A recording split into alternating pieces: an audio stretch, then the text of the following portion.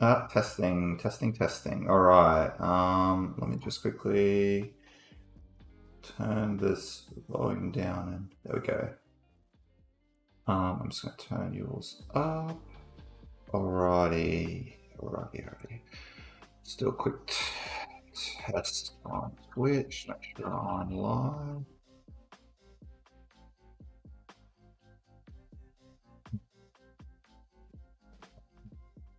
And I have audio. Yes, cool. Alrighty. G'day and welcome. So today we're going to be working on continue working on the SC Selenium MVP PowerShell module. If you're not aware, this module is basically it's a domain-specific language which is written, which uses Selenium to automatically submit MVP contributions on the MVP portal. It's really designed for MVPs or nominees for the first time, since they don't have access to the API. So it's something that just allows them a bit of a hand up with trying to get their nominations added. And yeah, so it's quite an extensive module. The idea is, as well as that, as we move forward, I might actually refactor a fork in existing, probably Marcus's module in the future, and then rewrite the front end portion to be as the DSL as well, so that basically you have the identical DSL, but then you can actually target the API once you're in MVP, so you don't have to kind of use a separate process for that. It just kind of standardizes across both of them. I'm just going to quickly turn that down a little bit. Perfect. All right. So one of the things that we're going to be working on today is, last weekend I've been working on. Let's close that down. Open this up. No, it's actually testing the activity script block. So within here, what we've been doing is looking at validating the values that have been passed. So within the, let's see if I can find some DS.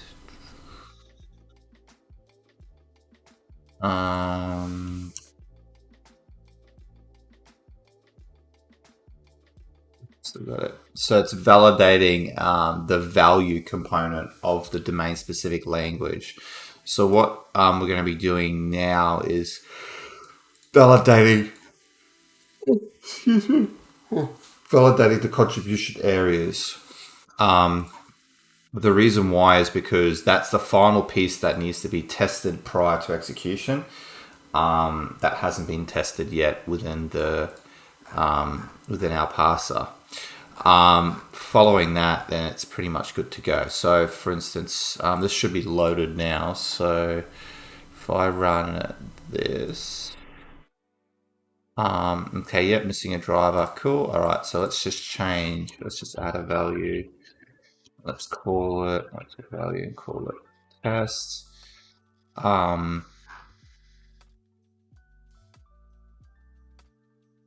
So pass check fail. So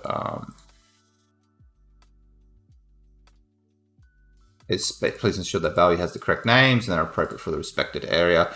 Please run get area name values, area name article. So you can actually just go ahead and run this, and it will tell you what you need to put in there. So there's also a commandlet there as well, which I might actually update the error to make it a little bit even easier, where you can actually just type a new MVP fixture, like so, and it actually will write out all the bits and pieces that you need to actually write a fixture. So it actually pre-writes it for you. So that might be something I might update that actually. So let's just go ahead and the branching.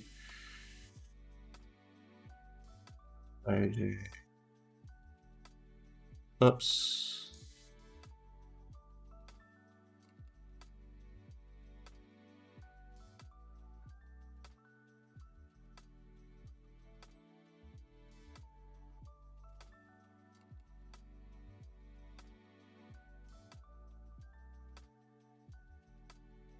Okay, so what I'm going to quickly do now,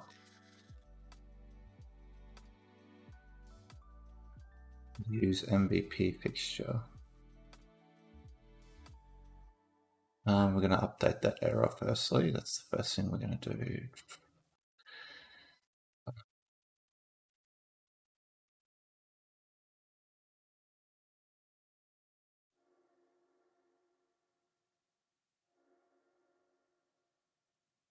Alternatively, you can run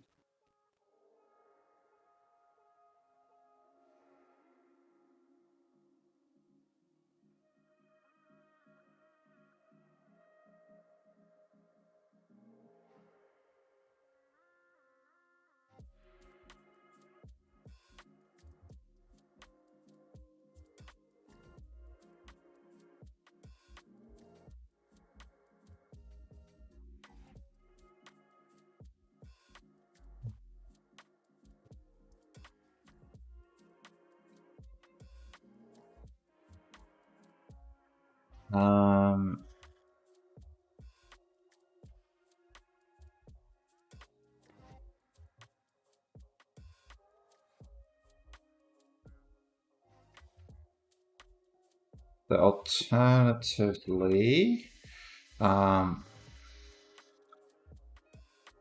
alternatively, you can run blah blah blah to generate example template.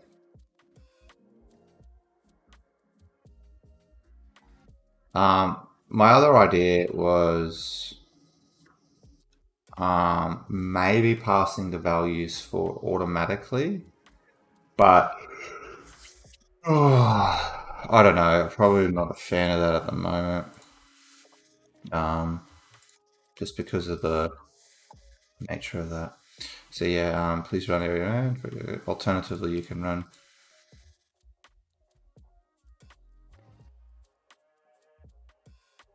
So that is being updated. Next thing we're going to work on is just quickly commit.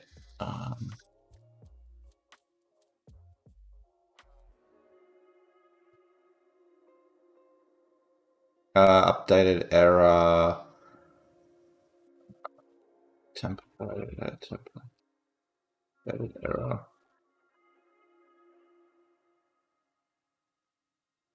I'm just going to call it pass value check. And what I'm going to do is find pre-pass,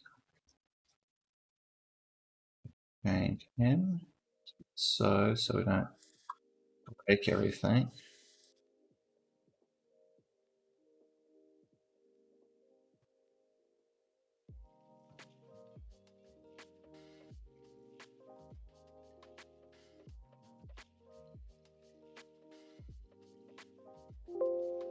Yep, go ahead. So what we're going to do now? Get it to work. So yeah, we'll quickly go through what I did off camera. So I've actually finished the value checker. So all values in this fixture are required and are correct. So you can see here, what I did is I added this commandlet called get AST instance values. It would get the values up here. I extracted the value from the parameter name if it's there, or I basically retrieved it from the argument if it's passed in as an argument. Following that, I've actually removed, because there was no need for it, the checks for parameters within the AST, since now we're actually natively passing our arguments into the function itself. So it kind of became redundant, which was actually way easier to do validation on than it was to use the AST. And then from that, then basically I could validate based on the misnamed values and the mandatory values. And then if there were any sort of mandatory value misnamed values, then it would throw an error. That's pretty much that. So what we're going to do is we're going to write a new requirement. Requirement number 6.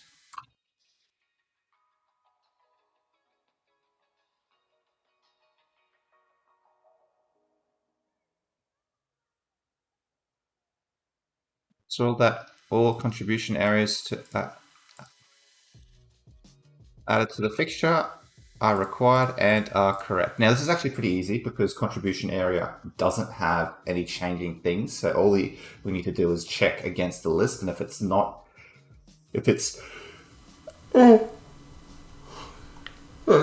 me, if it's not in the list, then it means that we can just remove that, fail it effectively. So let's go ahead and do that. Let's turn this down a bit. And a little bit more. Okay, cool. So what we can do here, first thing we need to do is go and rip out all our contribution areas and have a local cache. So we have this method, also this commandlet, or this method effective, it's a command, this function, sorry, that returns all the contribution areas that are actually on the portal. So it's using live data. For this parser to work, we're going to have to use cache data, which is not the best, but we can probably write a check in there to flag if there is an issue. So don't know how we're going to do that yet, but we'll come across that. So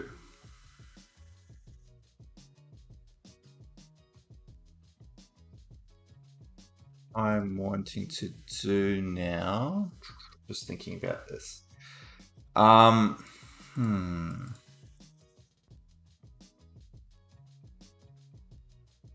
We need to get the contribution areas. We've got HTML elements, form structure.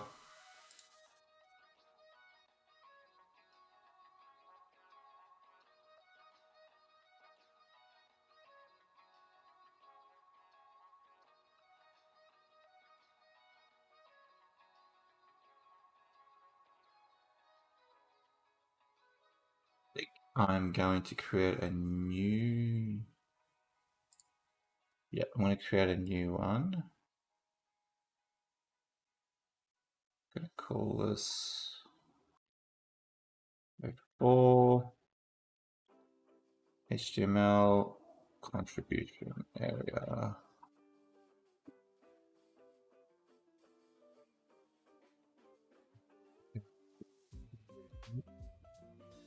I think we just have an array. Actually, I know where I put them all. We can just create an array. Doesn't need the value.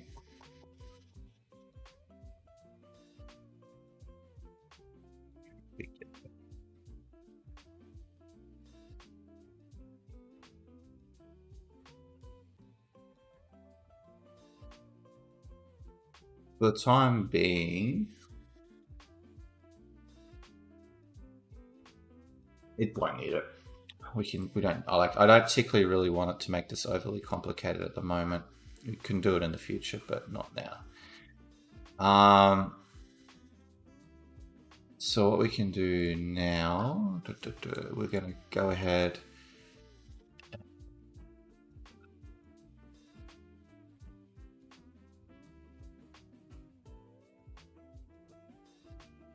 So let's go to my README.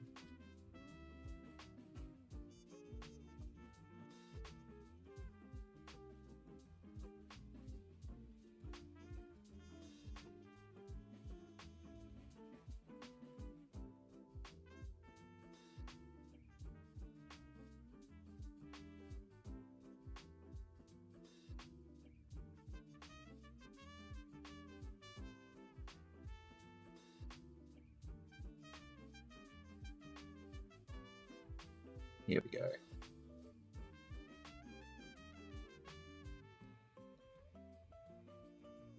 So what we're going to do, close. Oh, we'll keep that open. We're going to need that. I'm just going to paste that here. I'm going to do find place with that.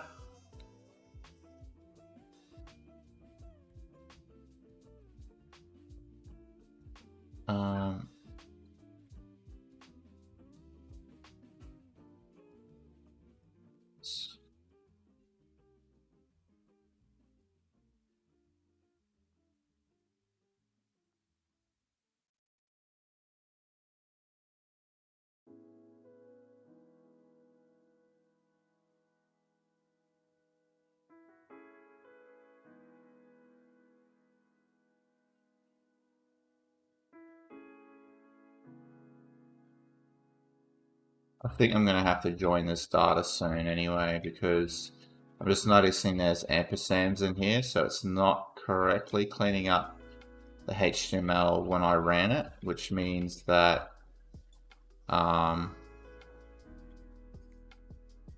could be issues in the future.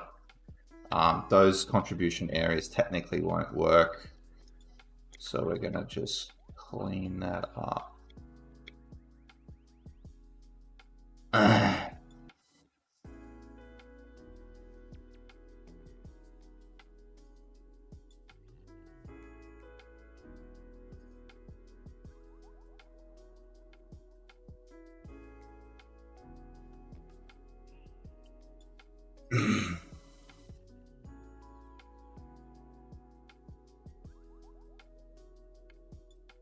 So we've done that now. So what we're going to do,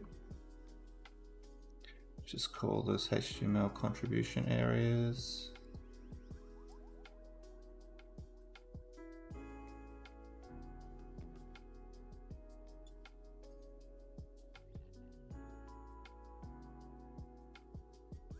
Now the loader should automatically load this in. I'm just going to have a quick look.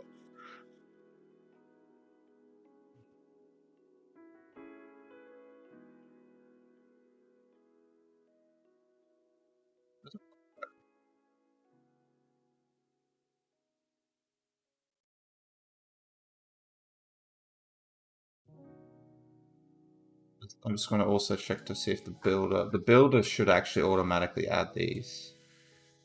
Or if it's not, just adding the function.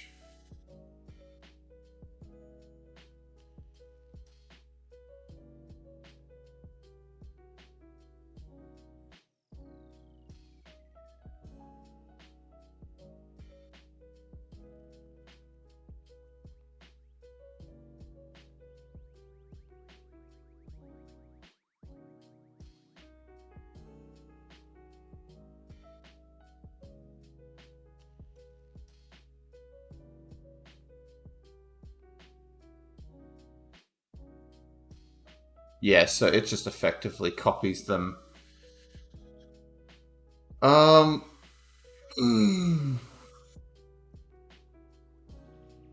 that's libraries. This is not libraries. This is resources.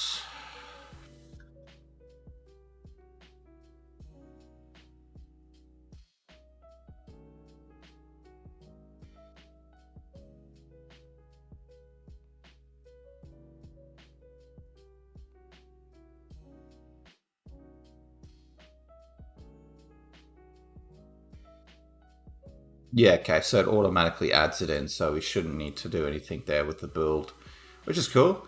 But with our local builder, we will need to update this. I must just...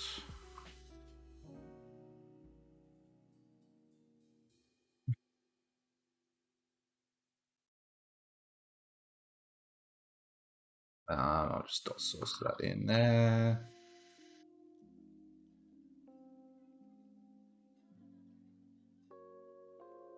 Reload it. Ooh, root path. Oh, yep. Steve slash.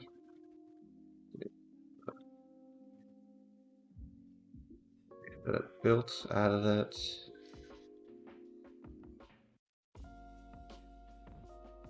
Could have added it. Cool. As long as it's added this, the HTML contribution area, we can check just to have a quick gander. Yep, there they are. Cool. All right. So what we're going to do now is I'm just going to do a cleanup here.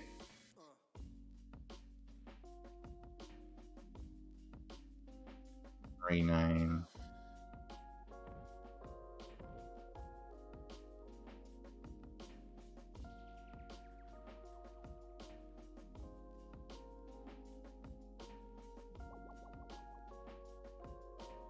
What I'm probably going to do in the future is this is going to probably change, and we're probably going to go with this in the future, just because. Excuse me. It having live data is great, but it could cause problems. So what I might do is write a checker when it actually is able to enumerate the contribution areas. It validates it, and if there's an issue, it'll actually throw a warning saying there's some new content being here, which is not in locally cached, something like that. Do you want to bring it down or something like that, so we can actually download the new features or the new values without having to update the entire module, which would be a better way to manage that. So all right, sweet. So that's now done, which we've got our contribution areas. Cool. All right. So what we're going to need to do here is either get our contribution areas from our parameter or get our contribution areas from our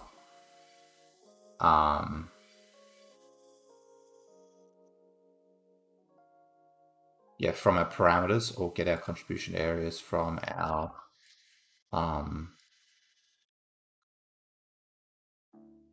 AST.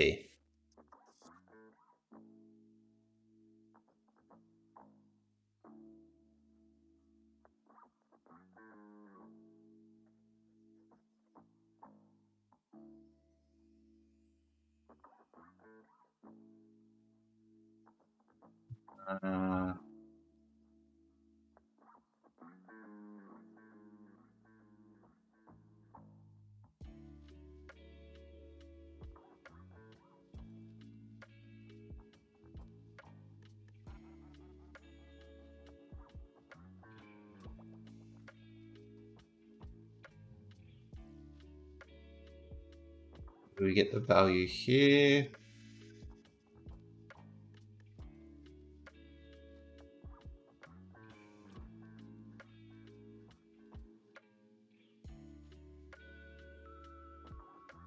Throw that up the top there. What we're going to do here is throw an else if.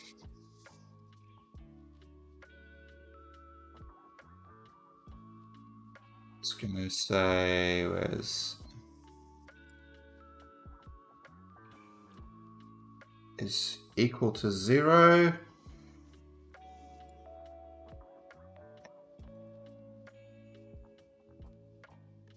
And it doesn't have an argument. It doesn't have a parameter. I don't know why I called it argument list. It's really parameter list. Oh no, no reason why, because it's, yeah. Don't worry. So if argument list, and then if it does,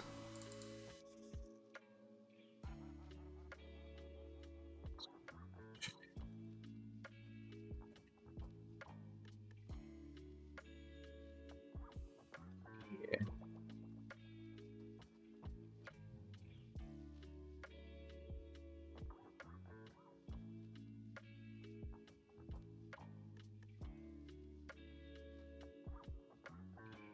Word, please. And a dollar there makes it a bit easier.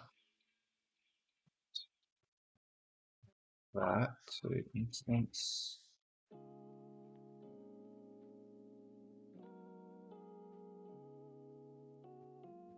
here.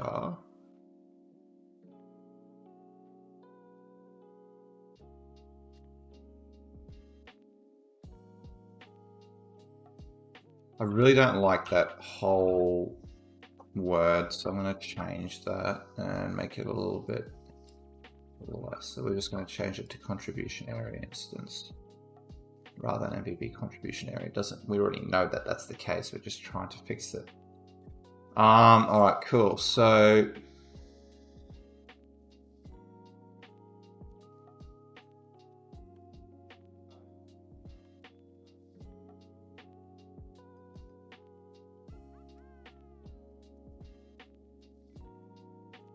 yep. Values. So now we've got the values. We can use get AST instant values. So this is a command that I wrote, which what it does is it looks at the parameter, and so if there's it looks at the command. So if there's a parameter, it will go and get the following value. It'll get the following value in the array list. Otherwise, it will basically get the first instance in there because it's the only parameter that's in these commandlets, in these functions. So it means that you can either it will get the value either with a parameter being defined or otherwise not. So this works really well. So we're going to see what happens here when we go ahead and test that. So once we've done that, you can go contribution area values. I have no idea what's going to be in here, so we're going to probably have a bit of a gander. I'm just going to do a right host, and we're going to drop a breakpoint there and see what happens. All right, so we don't have to actually log into the portal for the parser to work, which is really good. So it saves me a lot of headache with that. So what we can do now is if we go to here, get rid of that, because I don't want it to have a look at this. And now if we have a look at this, what's in there? Okay, so there's nothing in there.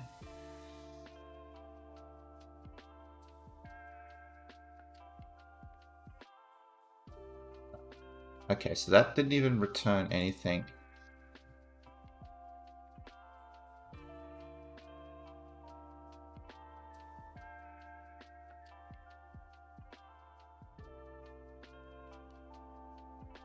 This is interesting because it didn't actually return anything. But there's a contribution area.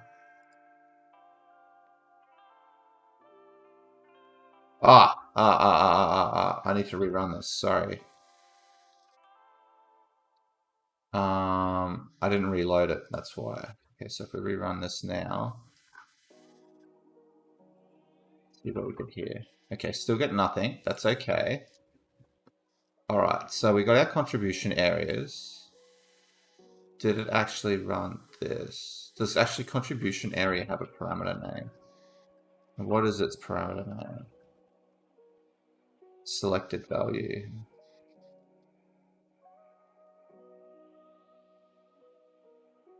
Change that.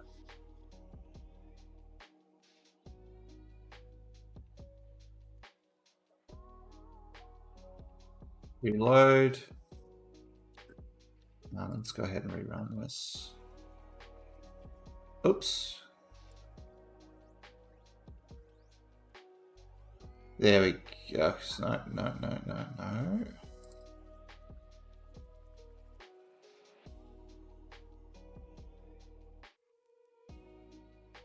Okay, so it did get them. It's just the condition is not working. So count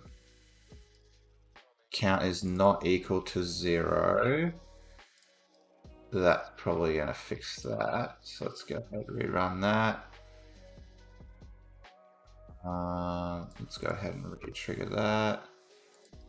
Yep, okay, we've now got in, which is great.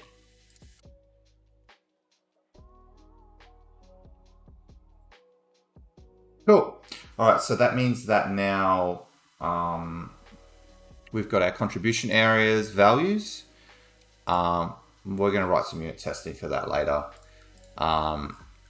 just to make sure that that's all squared away. But what we can do now is basically say if contribution area values are not... Ooh, we've got it on many to many. Let me just try something.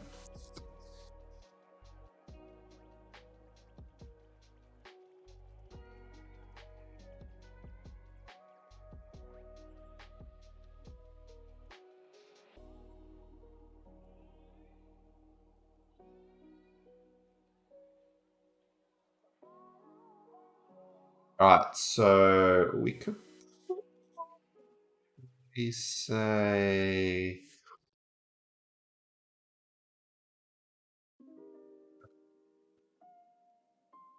What's the best way to do this? All right, let's do contribution area values.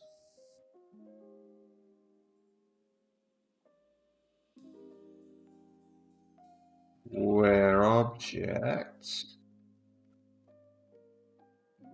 is not in global contribution area. So if we say if any of those are true, it will throw an error, or just basically throw time. So let's drop a breakpoint there. Take that in, and let's go ahead and run this.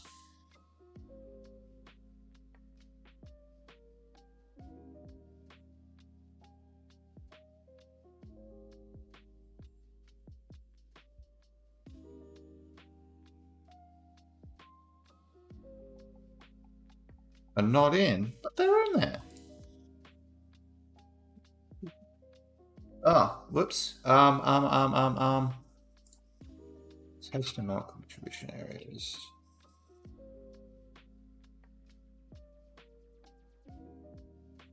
What we can do now.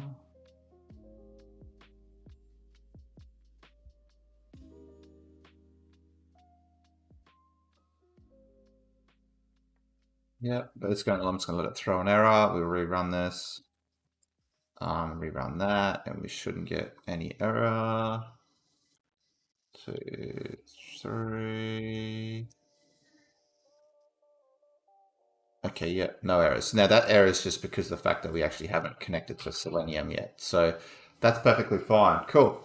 All right, so what we're going to do now is we're just going to write our error.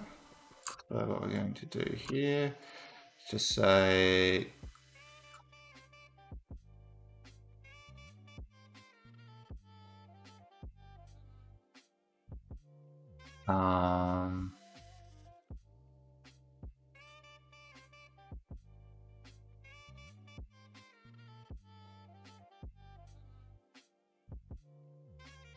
say is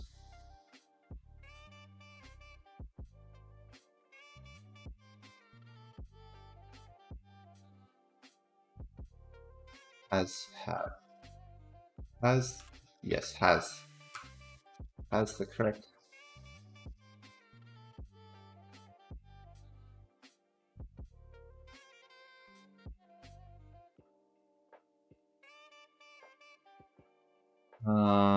pass check fail. Please ensure that contribution area has the correct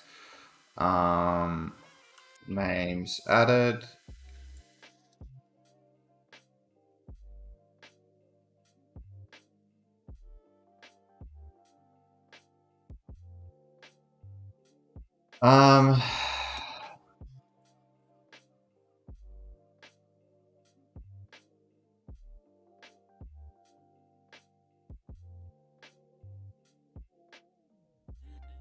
Right, please run get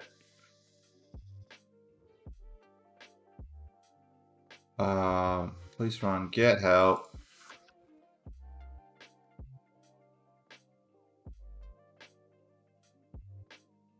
Help. Oh. Get help.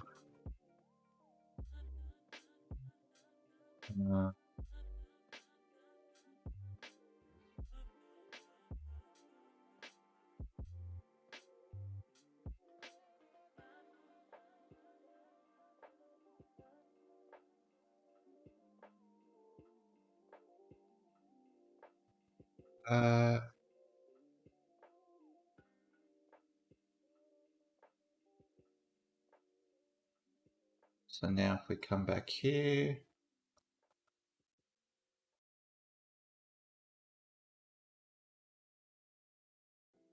yep, cool. All right, let's just go ahead and run this one more time. Run the loader.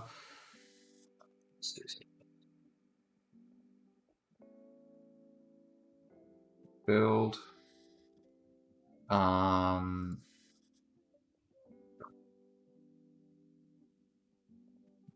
Driver. Okay, cool. Yep. So let's now just put an A there. We should have an error. Yep. Pass check failed. Please ensure that contribution area has correct names added. Please won't get capital contribution area for list of valid contribution areas. Probably should make that a capitals.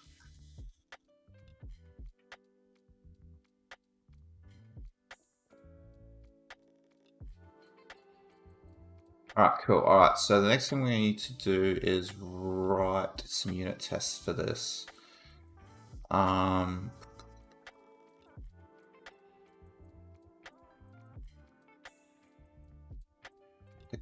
Activity script block.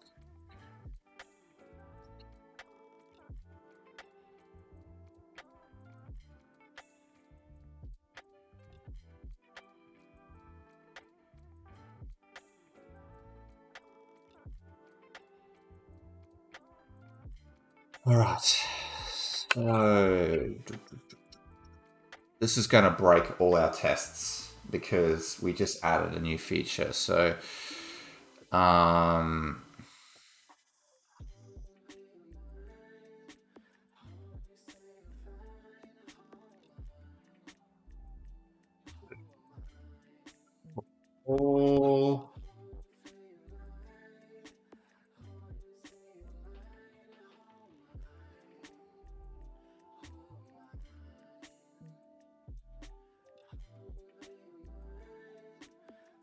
let's put up a ding.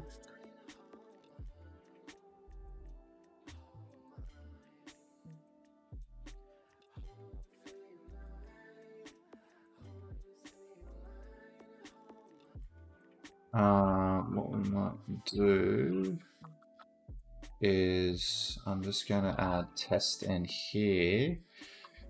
Going to try.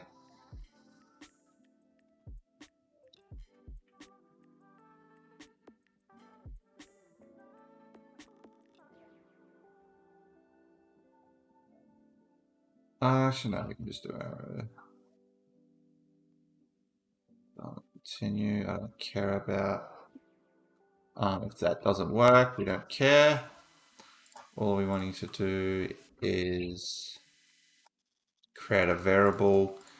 Obviously, this is going to break our build, but oh well, it'll keep our tests working. So let's just go ahead and run that, see what happens. Yep, all 17 failed. Okay. Didn't like that. Let's just run that.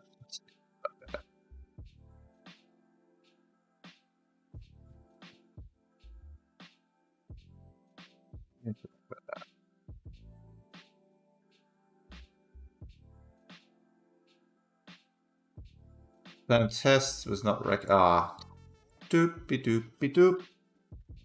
I made a mistake. All right, let's see if that fixes it. There we go, 17 pass, good. So that means test is the only valid HTML contribution area. What we can do now is write some test cases.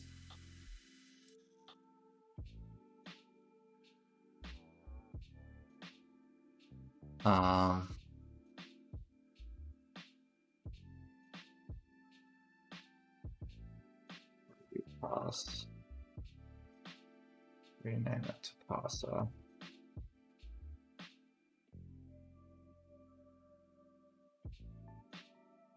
What we can do is we don't need to test. Actually, no, we're gonna. Does it only test parameter? Does it have parameterized testing for contribution?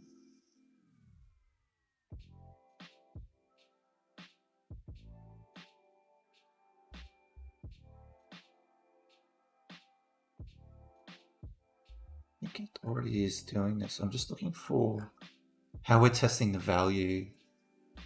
Double area. Missing stuff. Okay.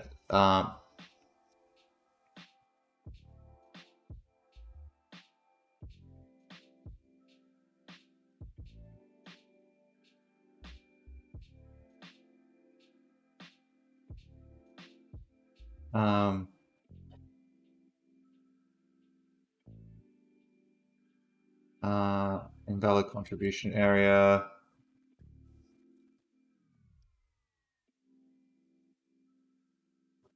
Throw an error.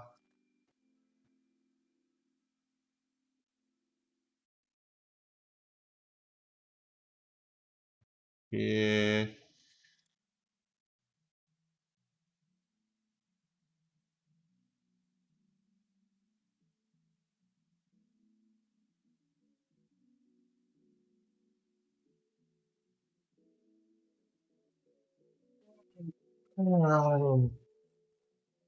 Have a quick scratch. Excuse me. All right. I'm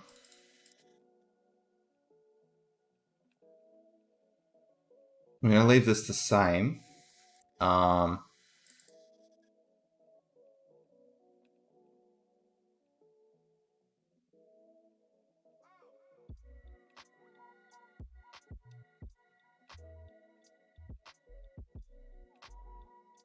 Leave it the same.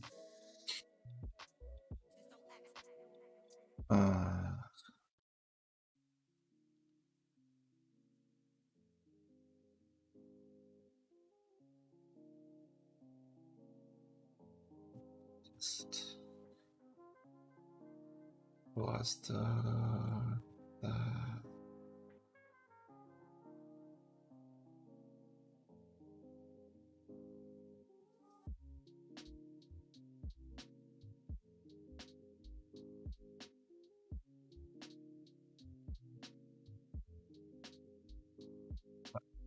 So basically that's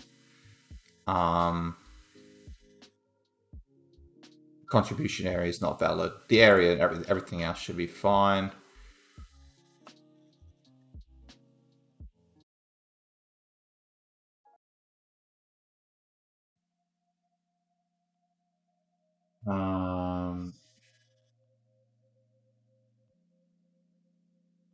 So what we're going to do.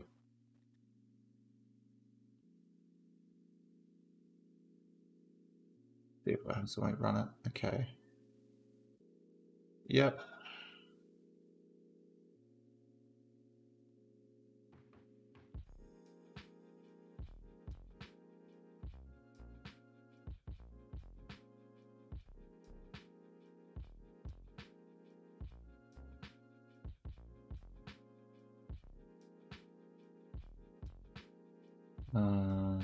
Expect exception with message, but the message was pre-parser check failed. Please ensure that value. So I'm just gonna rerun that. Okay, cool. All right, so that's passing. So now what we're going to do is test the parameter. test a parameter. So same thing, except this time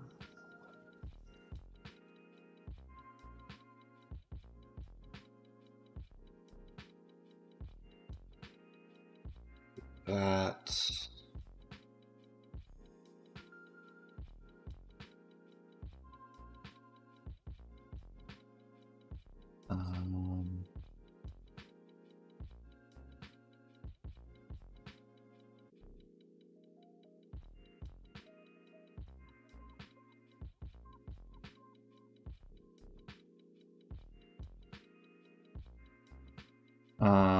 we're just going to pass in contribution area, call it not valid.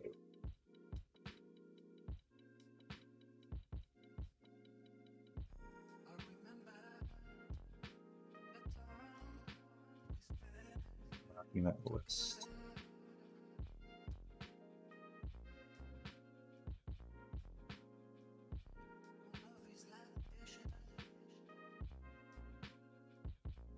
I expect a token.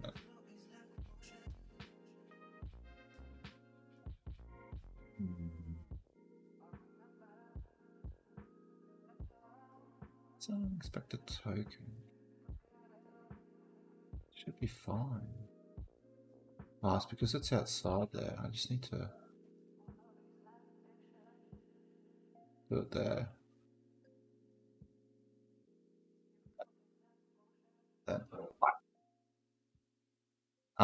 So that passes the argument. Should not.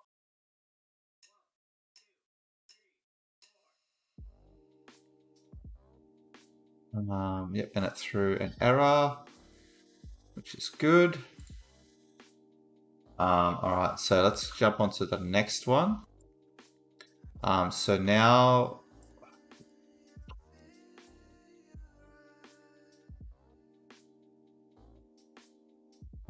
so we're just going to test question valid.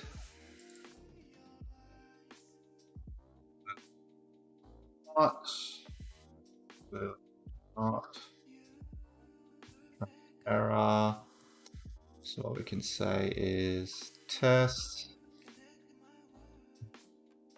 This just validates that it's processing it, those items exclusively, which we're having issues.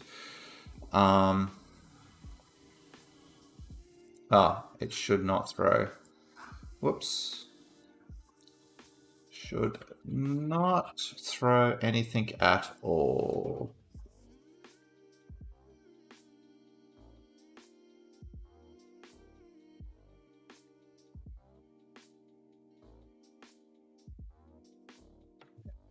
Tests. Cool. All right, so that's a unit test done. So now contribution area has a pre-parser, a parser check. So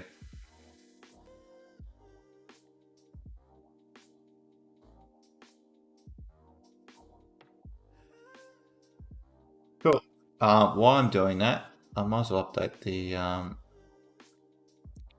documentation.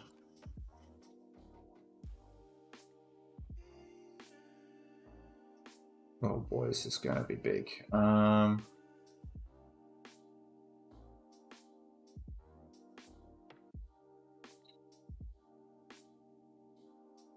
might just update this documentation as well. Close you.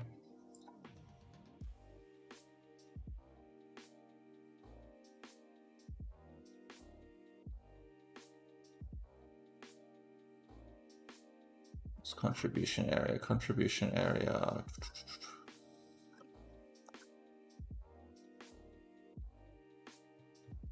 So where is it? Here it is.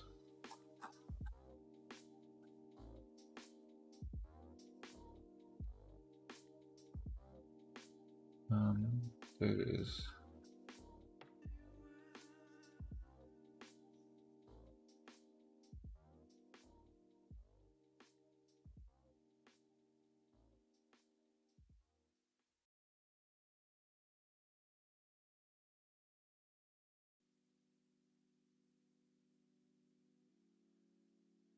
Well, they don't like that, do they?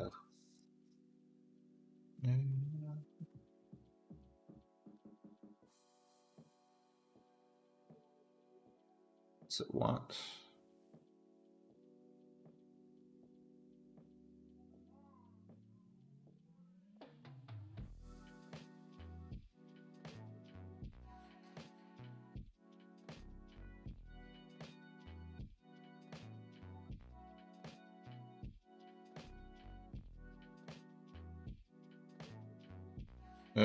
No, we're not doing that. We're gonna do same as that.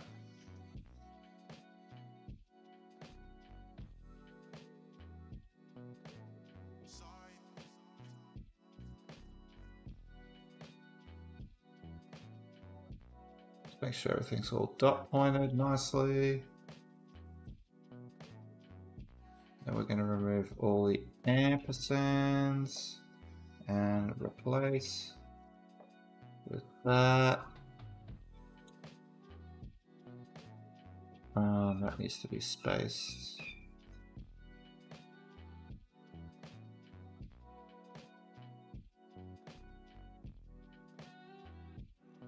Let's have a look at the preview.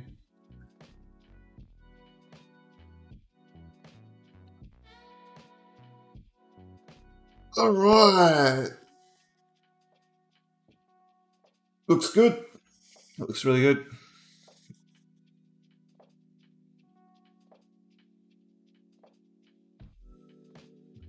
Okay.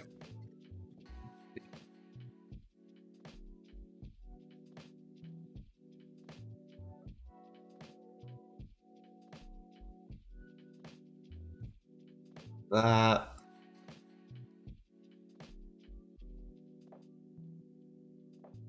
Cool. All right. So,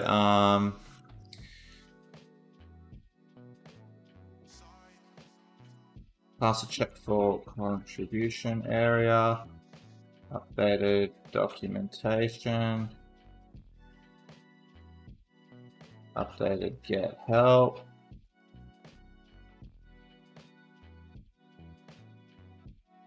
CA.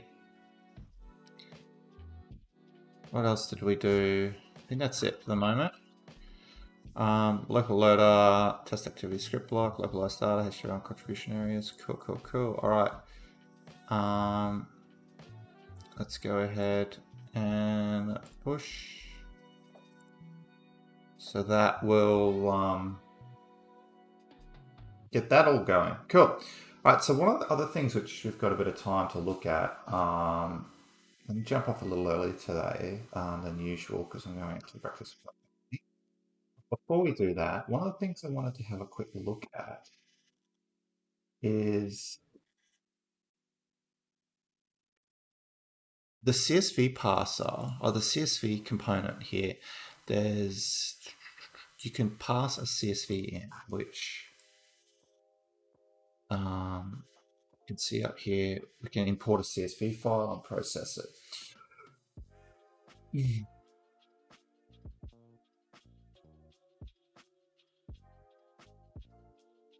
This I want to make better. The reason why is because ultimately I don't want to have a separate CSV file for each individual item.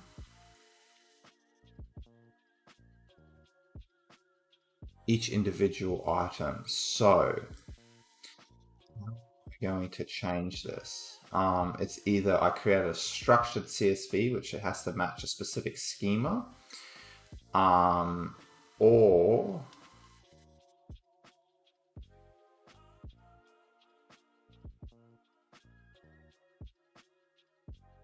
I make it dynamic, but I don't know how to do that yet.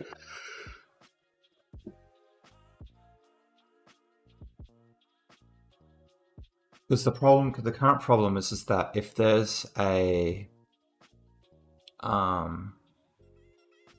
you can see here you've got the title, and that is defined by,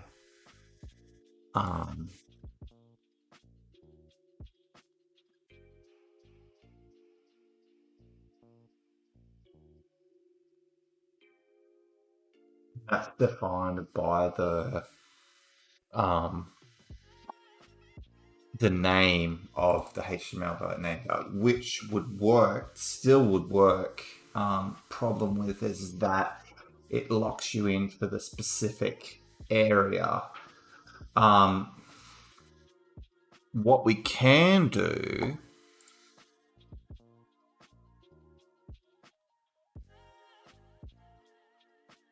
you're not a fan of this because it means that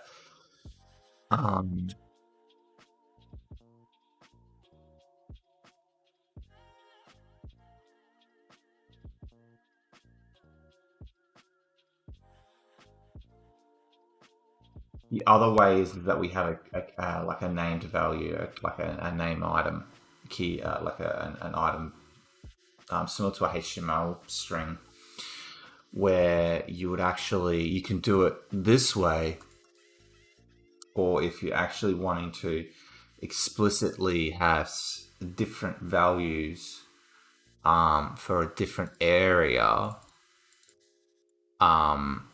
you can say, for instance, like number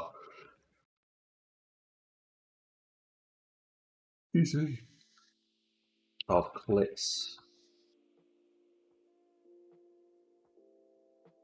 and then go equals, and then that would associate it to that specific value. Yeah.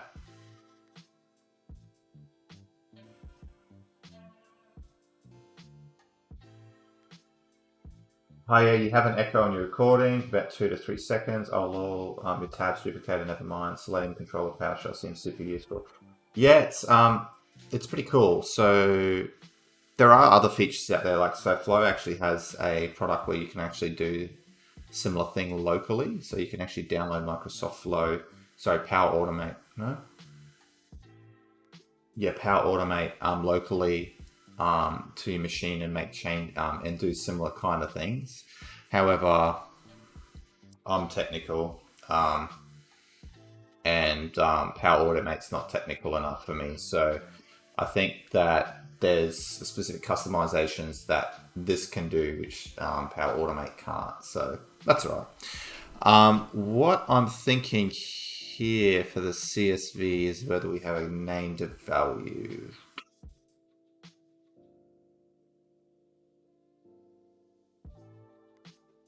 I don't want to make it super complex because ultimately I just want people to be able to pass stuff in.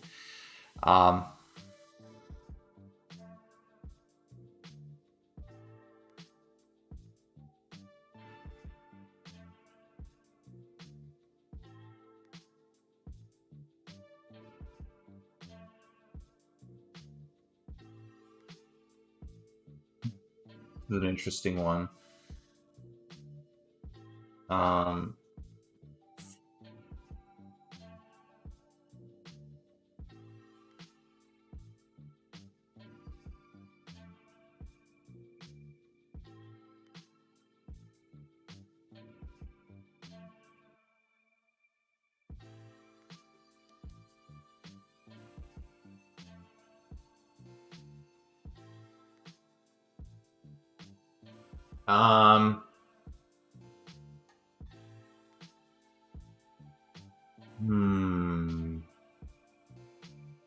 Yeah.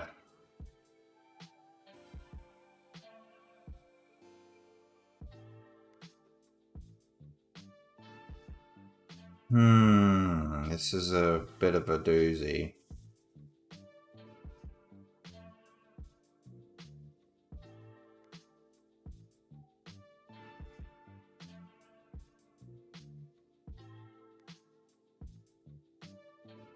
Because the thing is that it's too complicated if you use JSON.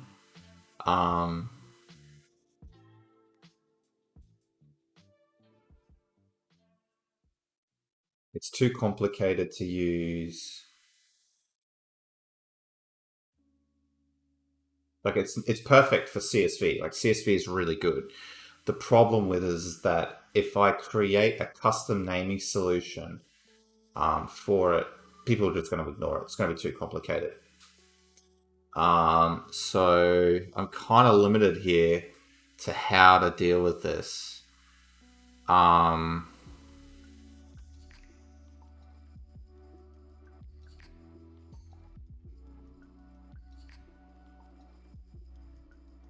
I don't know. I don't know. What do you guys think? Do we put a custom naming solution in, which adds, I would say it adds complexity because it's quite simple, or do we just go down the line of um, just leave it? Because the problem is that if we leave it, um,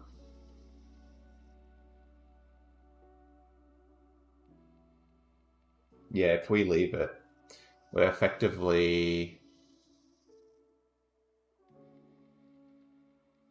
locking ourselves into single use. Not entirely sure right now. Not entirely sure.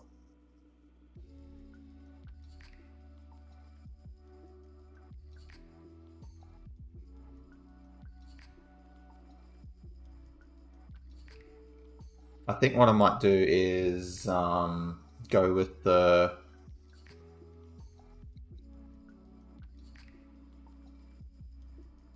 There's got to be a way to make it easy. That's the thing that I want. Um, the goal here is eventually to be able to provide a website where someone can basically, um, don't know how yet, but they can basically chuck their submissions in, pass the CSV file in, and then hit go. And it does it for them. Which I think, um, yeah, I don't think that's possible with um, like to build a website to do that because you're going to have to pass in custom Microsoft credentials. Um, yeah,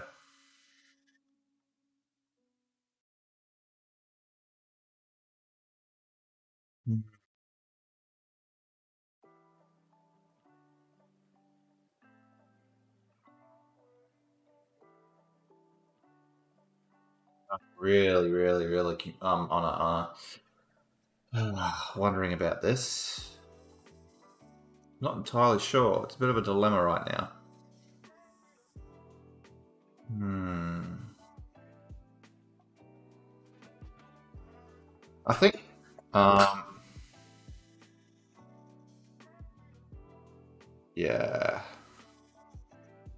I think I'm going to leave it for the time being because um, it's something that I need a bit more time. I don't want to just write something and then it all goes to hell. So, what else can we work on? That's a good question. We can probably go ahead and do a build today and hopefully get that out. I think we might as well work on get contribution areas anyway because there's a bug here. So let's go ahead and fix this. Um, so what we're going to do.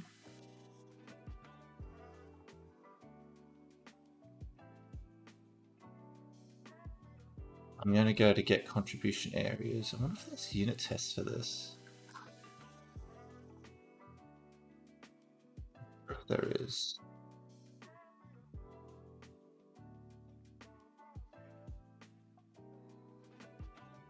Oh, there is. Good. Let's go have a look at them. Okay, it's 3 unit tests. Return a cache list. When invoked without a cache, it'll enumerate cache and return a list. When invoked without a cache and HTML content, it will fail and throw an error. It will remove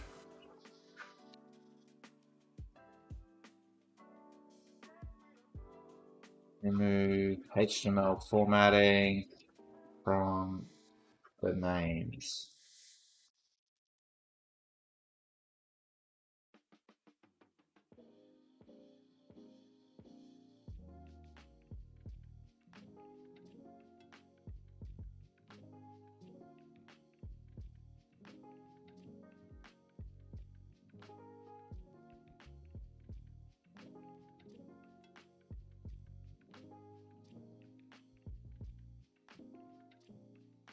How is it? Find.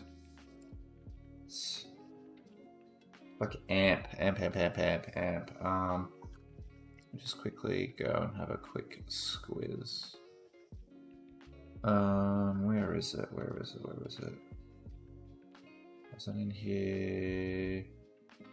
Contribution area.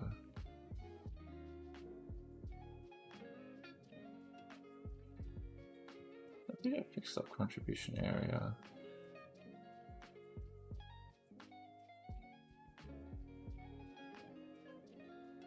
Saw them.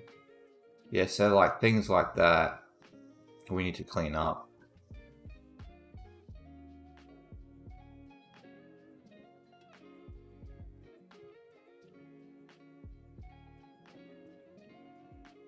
I'm just gonna start a list.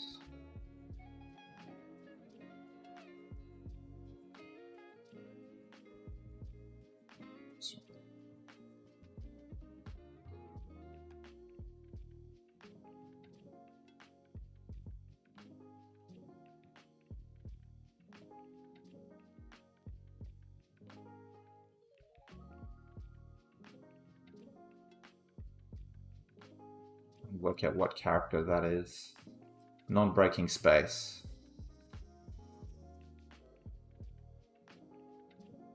Oh, it's just white space.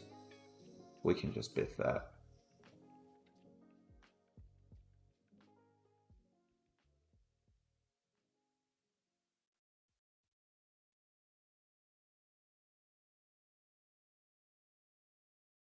Okay, that looks good. Cool. Cool beans. All right, sweet. So what we're going to do, just do a quick find. Get rid of all that. Replace that with an and. Non-breaking spaces. Let's go ahead and fix this up. So what we're going to do is remove HTML formatting from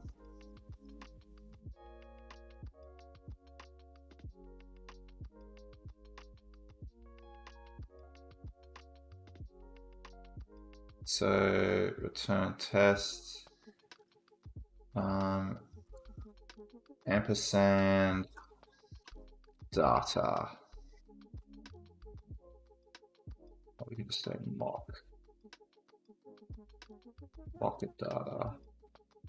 So this will fail because it hasn't actually cleaned that up yet. But was test.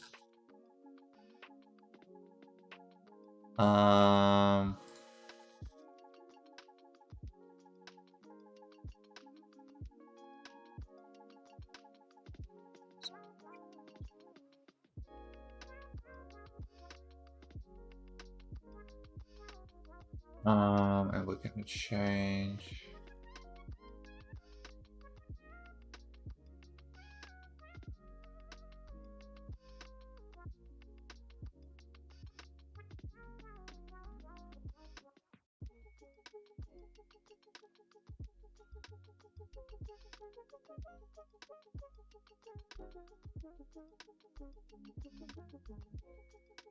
That shouldn't have worked.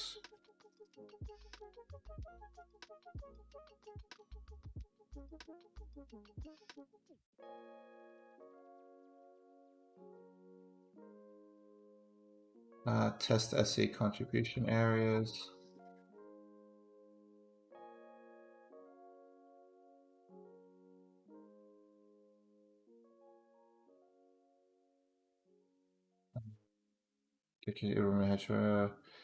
Able to enumerate contribution areas from source HTML, value top string, system areas.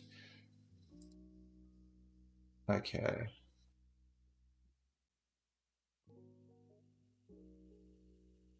Let's test contribution areas there.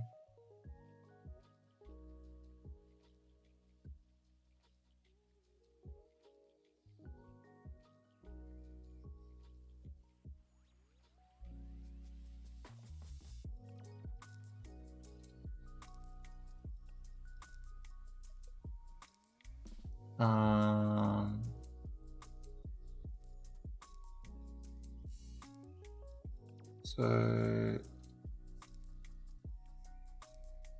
we don't really need to mock it, but we will. It's going to return true. It's all good. Oops, no.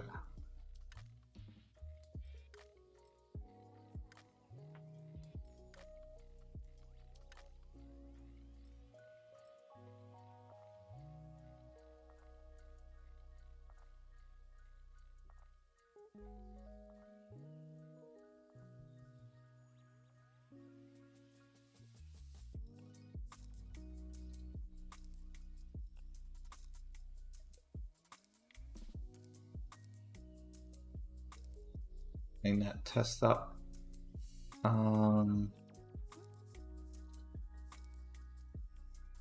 Let's rerun this, see what happens. Yeah, perfect. All right, cool. All right, so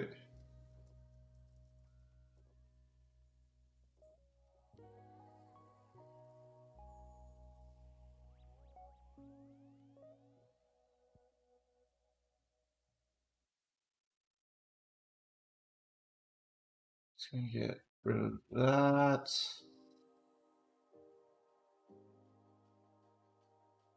Better way to do this, but I'm just gonna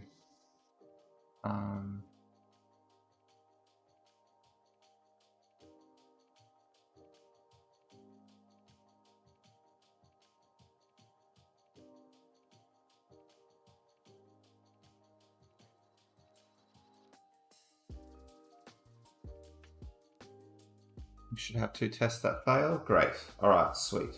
So what we're going to do now is we've got our 2 failing tests. We can go and actually fix this up.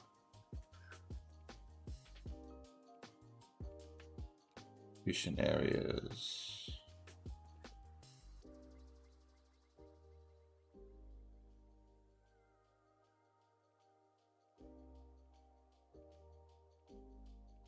That's it there. That's this one here. So we're going to need to sanitize that. I'm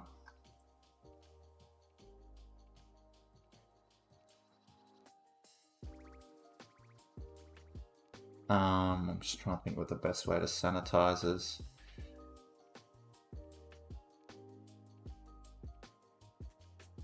Go to localized data.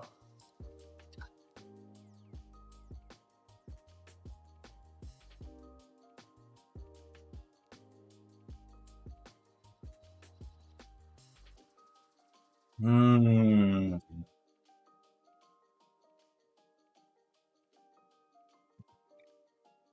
think what we're going to do here, contribution area. I think we're just going to write them in here for the time being. Alright, cool. So what we're going to do is sanitize this.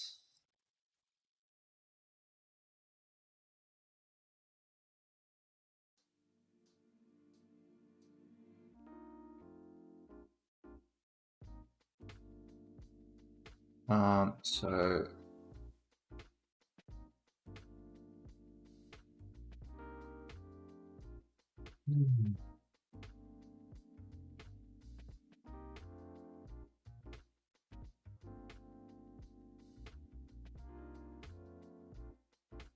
what we're going to do,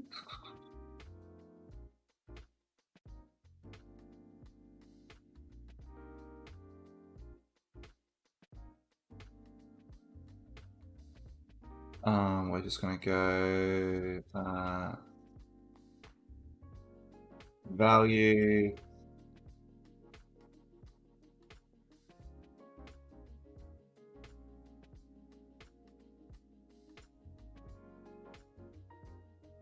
say like this, and then we can say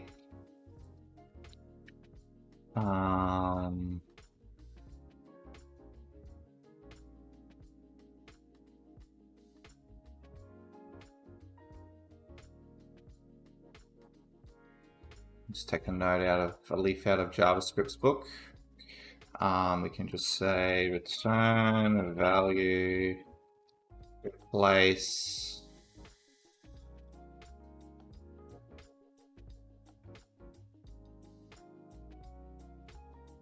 amp with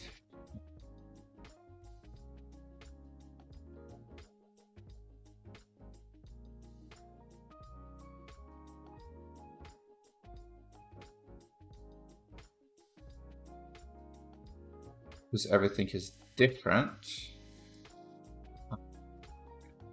Base, say that.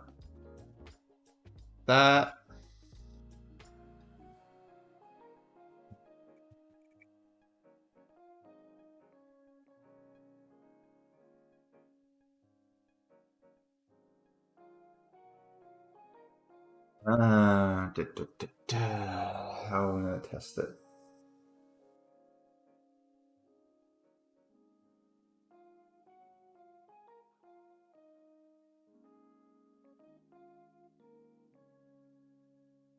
We need to sanitize this.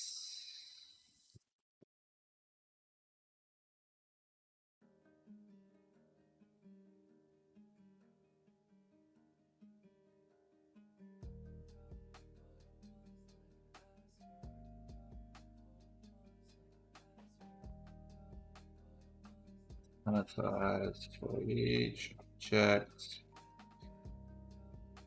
Let's say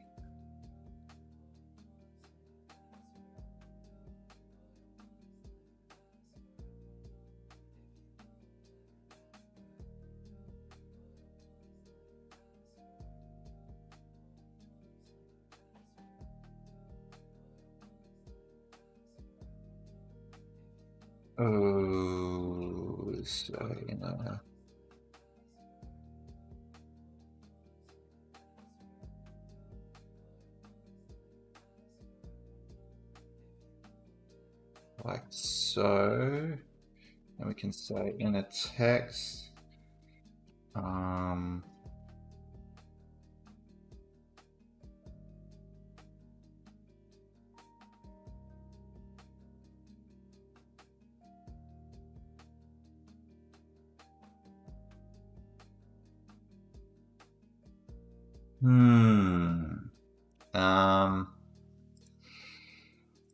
say in a text dot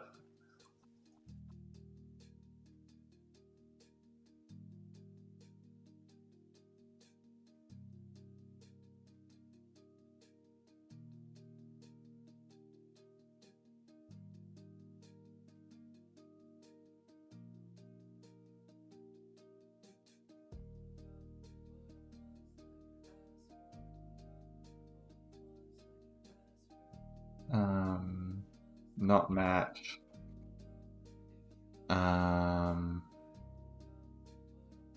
return the standard item,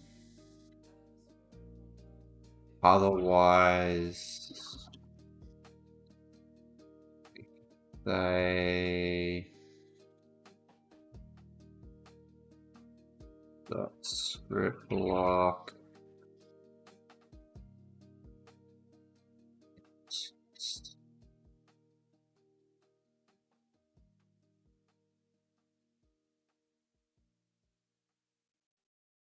yep, that can sanitize it for us.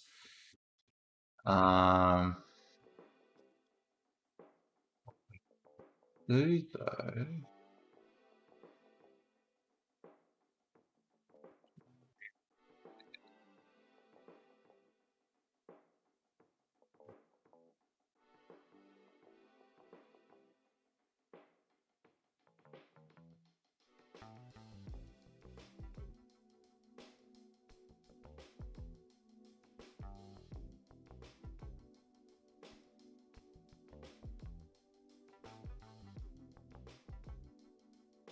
The cram value contains Sorry.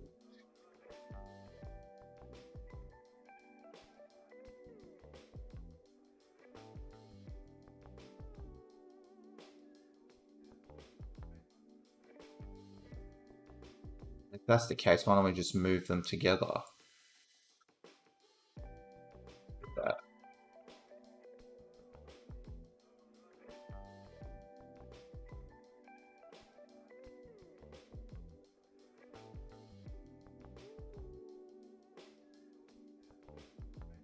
We can then get rid of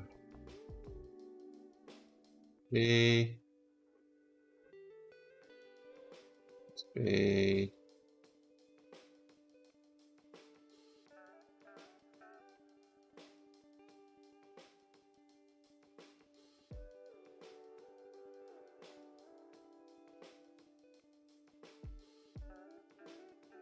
Gonna do a quick test.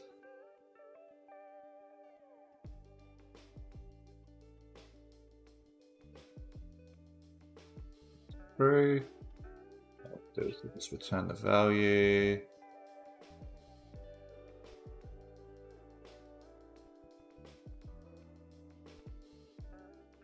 Else.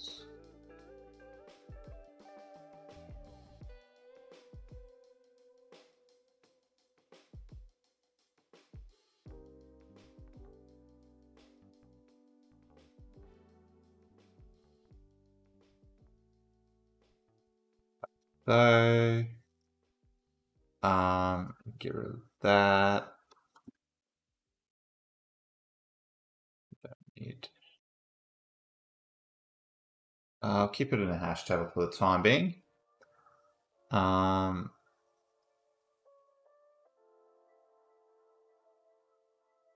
That means now all we need to do is just invoke it. So it's for each object. Oh.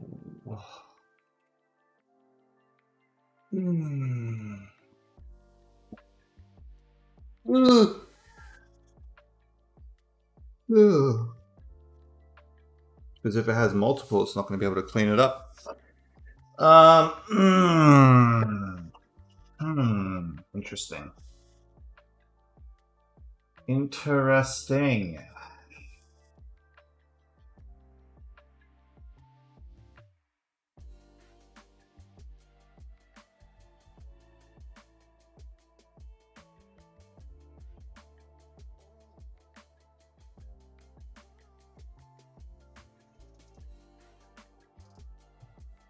The problem I've just realized is that if there's multiple, so if you have an ampersand or a non-breaking space, it won't properly update.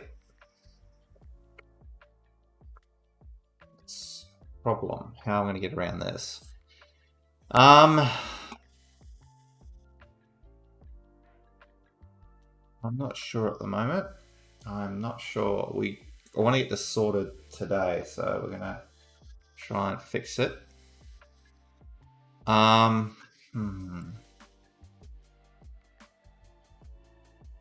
Text, no.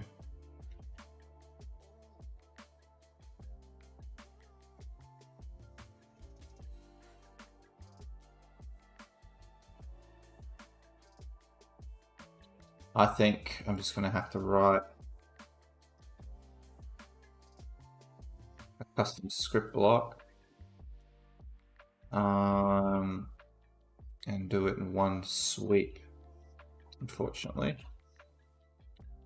I'm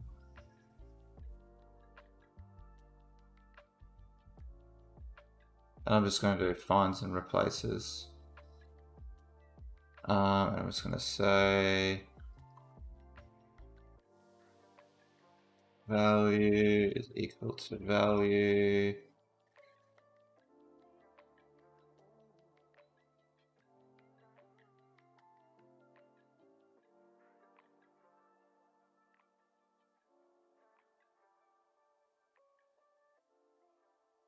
Like so.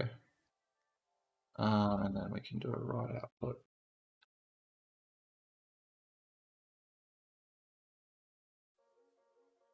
If it contains it, it'll replace it. If it doesn't, it'll keep the same. And I kind of want to keep it this way so that if I need to expand on it, I can. Which means then all I need to do, let's get rid of that.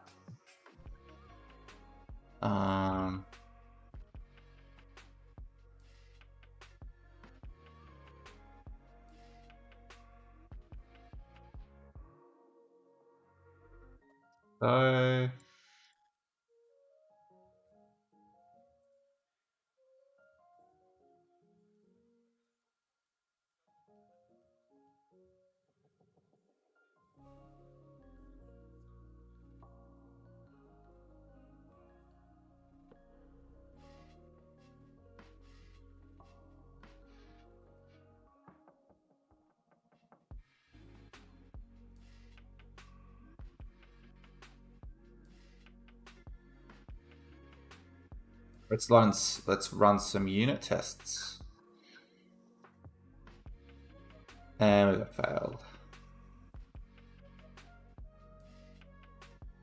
Oh, the reason why we've got to fail. The reason why we got to fail is because I didn't rerun it. So let me just rerun that, and we can rerun our unit tests. Sorry, just missed out at the beginning of the stream. What are you building? Just out of curiosity. So I am building I'm actually working on a domain-specific language in PowerShell, which automates MVP contributions on their portal using Selenium.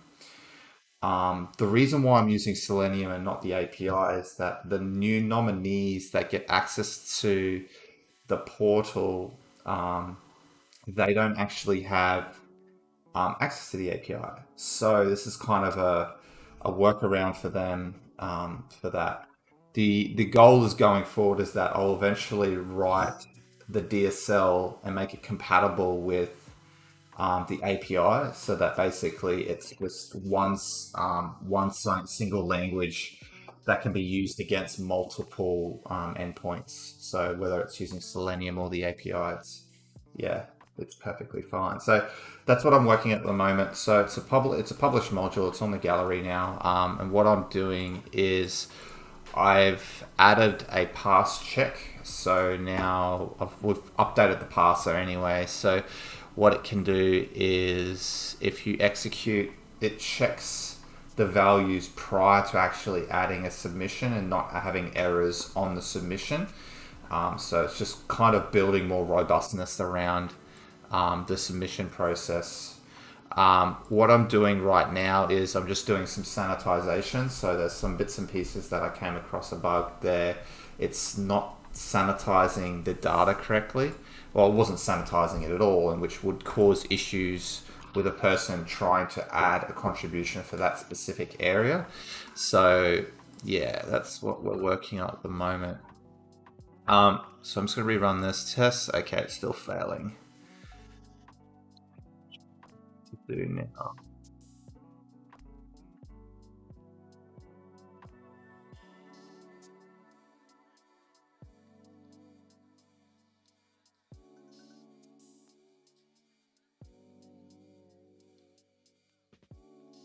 Stuff this out. G'day BW mate, how you going? How's the new digs still? Second weekend. I'm just gonna run.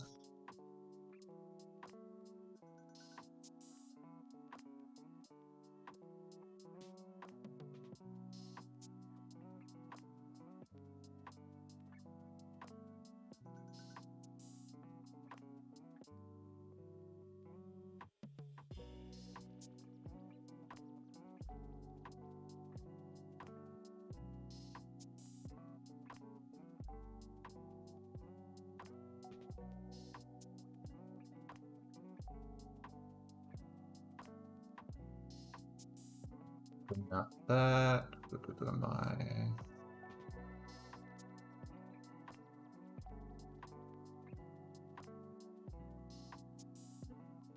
Oh, it's actually not even doing that. It should actually be automatically replacing it. All right, gotcha. Thanks. I'm still new to the community, so I'm just gathering my pieces. Yeah, no worries, mate.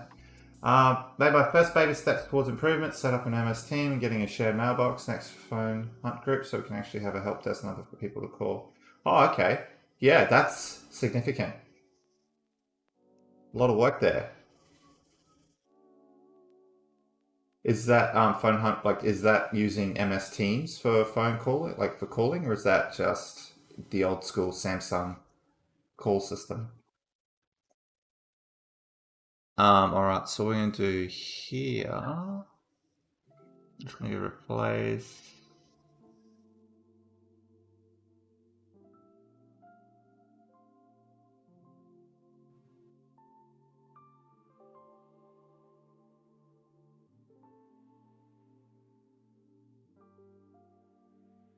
Vitel. Okay, yes. Nice. All right. What we're going to do, I'm just still trying to nut this bit out. Why is it failing? What I'll do is just drop a breakpoint here and just have a look at what's going on.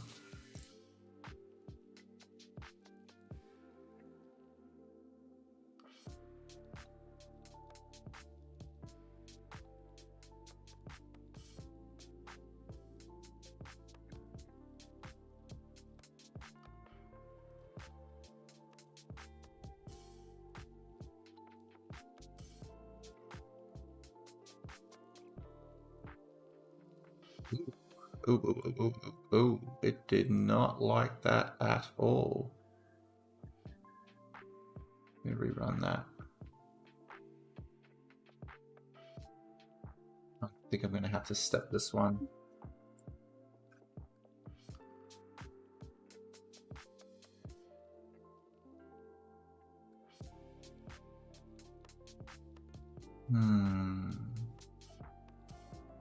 I'm going to hopefully get this fixed, and then I will be jumping off for today and going to have breakfast with my wife and daughter. And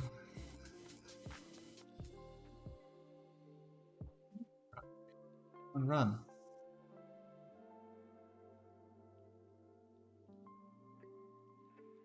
Is this just really being weird?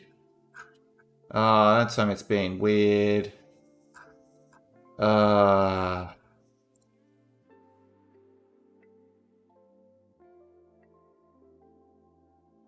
Okay, PowerShell's being weird. I need to bin this.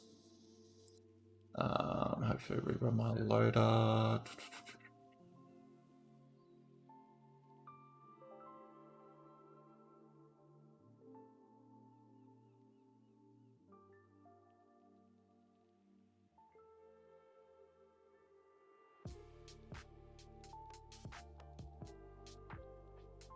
Are you going to be able to let me run my tests now? Okay. Well, let's step through. Yep, don't need that. Don't need that. Don't need that. But we got a cache, that's fine. Oh, it's because it's returning a cache.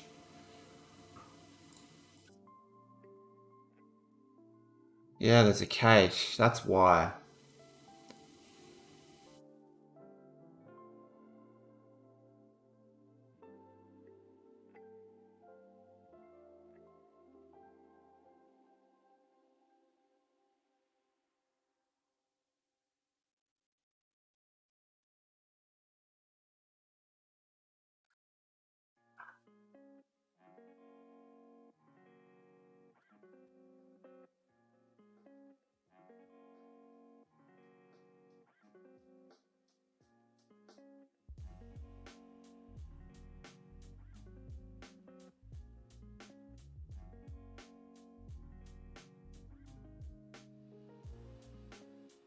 That's what we need to mock. All right.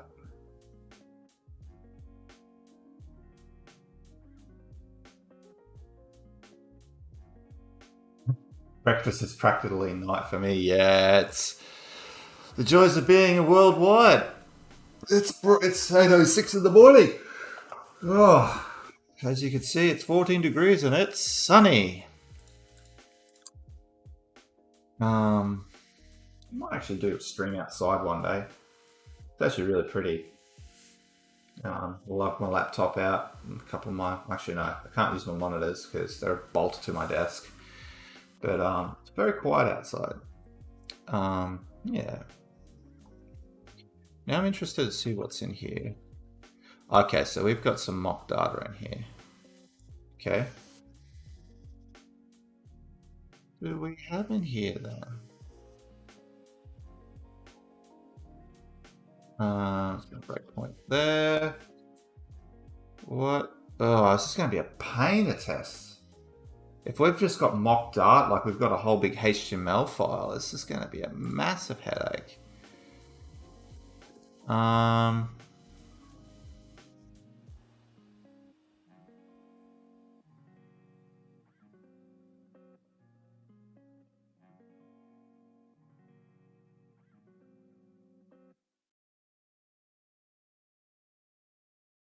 Well, it's after each of them. It should have been there. Anyway. Well, it's here anyway. Let's have a look at what's inside here. Oh boy.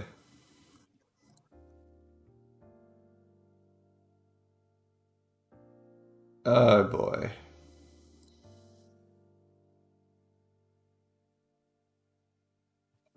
Mate. It's outside the other side.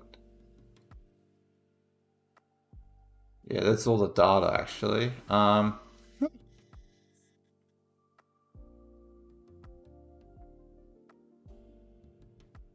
I'm gonna rewrite this test.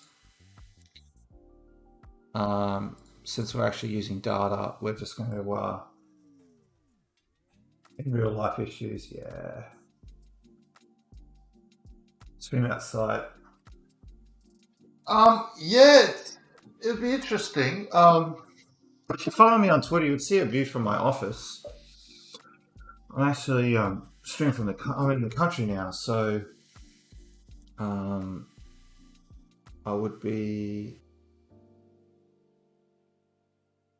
just trying to think about how would I do it. I could use my laptop and then work remotely over on my computer, and then have a separate screen, or I could just use my phone to do things. Like my Wi-Fi is really good here now. Like, got a so the house is properly set up with Wi-Fi 5. I was trying to get Wi-Fi 6, but I couldn't at the just there's no stock for them at the moment. But if I choose to go down the line, I can grab it. But my Wi-Fi 5 can do 100 megabits synchronous both ways. It kind of goes up a little bit. It can go up to 150 megabit, but that's when it's being formed, and it's really strong signal, so I can walk around my house outside and have really good signal as well. Same speeds. It's really, really, really good. Where did I move to? I moved to Daybra. So yeah, right out. No, it's not out the sticks, but it's pretty far out. And you got NBN fiber, yes. So our state basically has fiber to the premise. I had fiber to the premise at where I was living previously, but I'm going to Lawntel, which is an ISP in Australia. They actually offer really, really good to check them out if you wanted to go to ISP in Australia for NBN. They provide really, really good speeds, and like I haven't had any slowdown with them at all. I literally run a speed test every day and I get 100 megabit. I paid for initially get 7 days free, so I got gigabit.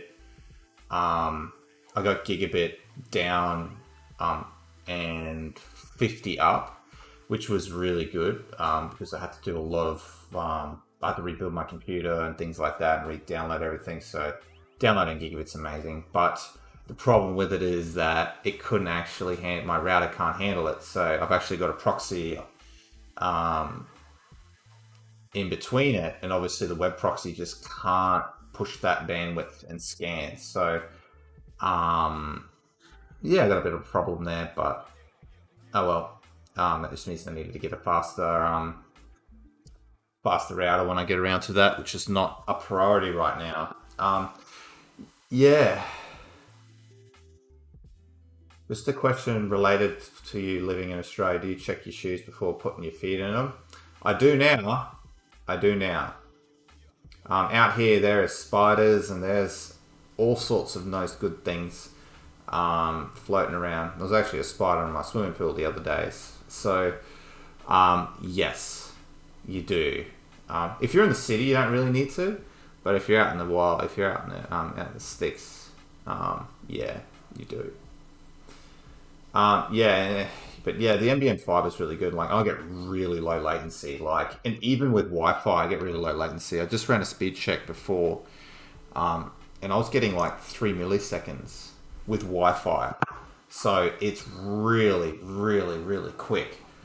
And I can actually utilize my entire NBN. Like, I can use my entire bandwidth on my Wi-Fi now rather than having to. I had N before that, so. So that note thing Mum told me to scar me. No, it's true.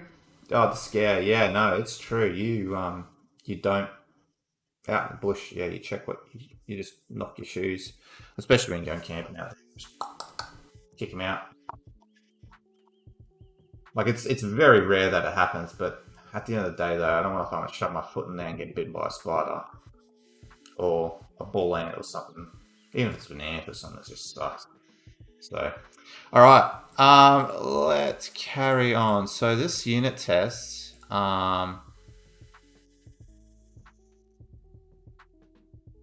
what we're going to do is basically just say,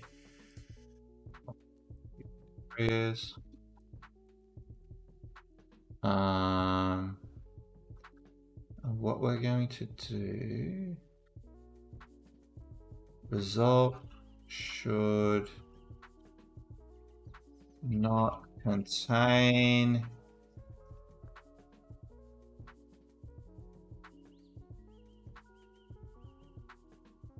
ampersands or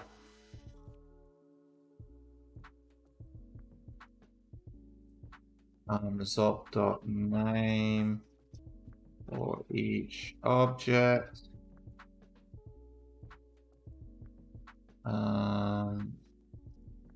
Would not contain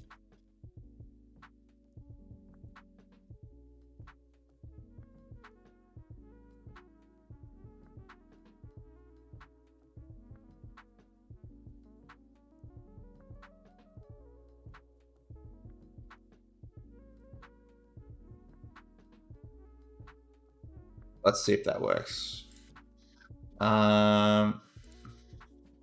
Oh, come on, FOD. The fires, floods, and animals aren't that bad. Mate, that storm that went through the other night, I'll send you a photo, actually. I'll see if I can find a photo. See if you guys can see it. Like, it basically filled my pool full of mud. So, yeah. Not particularly the greatest.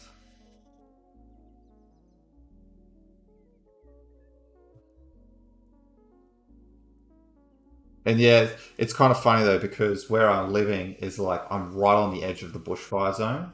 So I'm like, if I was a couple of houses down, then I'd be in the bushfire zone, which means then there's like I've got to pay all this extra stuff. Actually, to be honest, I pay for it anyway because it's the local council and they're out here. But yeah, it's pretty crazy. All right, cool. So what I'm going to do, that is working. So that's pretty much it. I'm just going to put something else in here. I'm just going to put PowerShell just to see if it fails. it passed. That's not good. I'm just going to break that.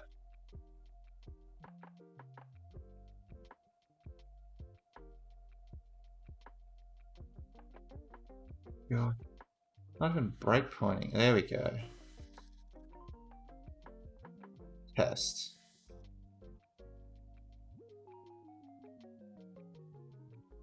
Because it's got cached. It's returning a cache. It shouldn't be returning a cache.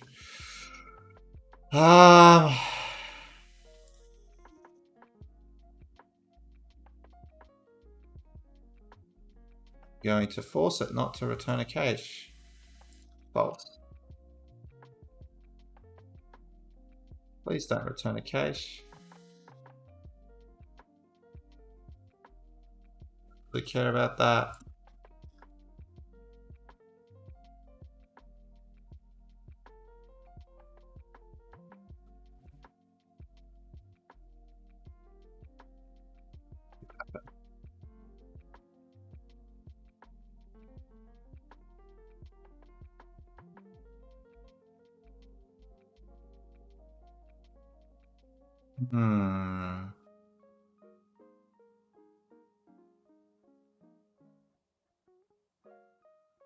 Well, that ain't working.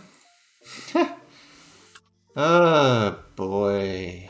Boy, boy, boy, boy, boy.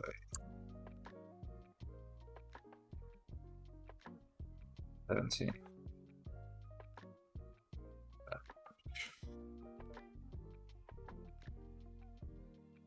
We do here, let's show something cool. We can actually do an expression-based breakpoint. So we can go like so. Rerun this. I don't think it's trimming it.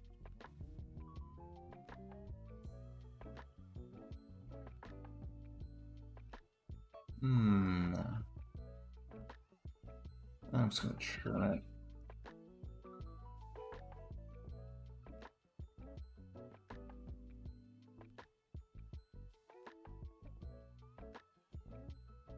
Why don't it hit?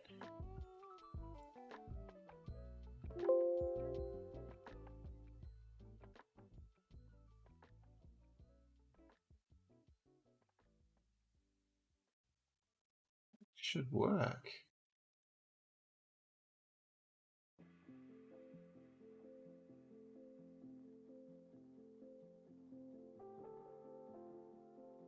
Why is that not working? That should be working.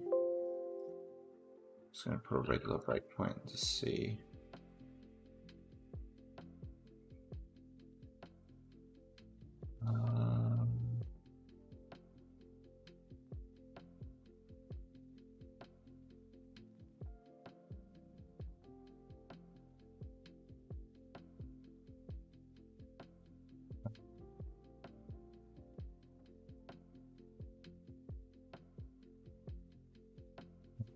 Do this.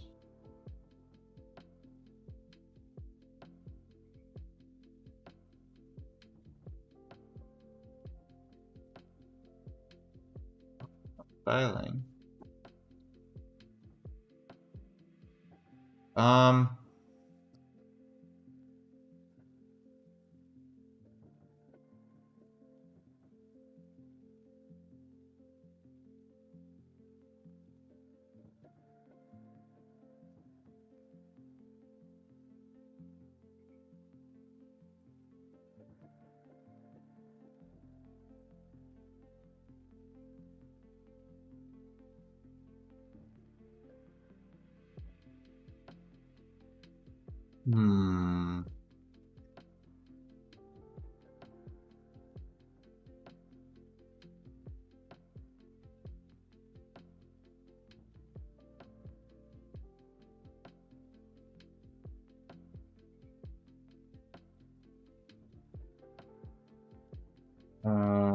Should be.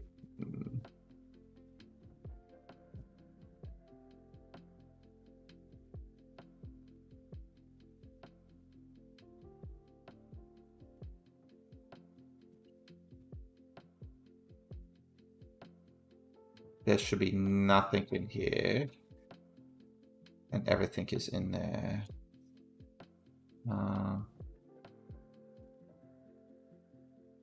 Okay.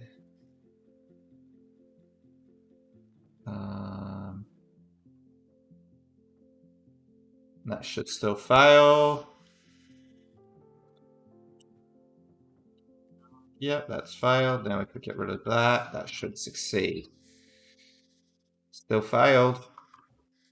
So, oh, let's run that. Okay, now it succeeded. Let's quickly fail the test again.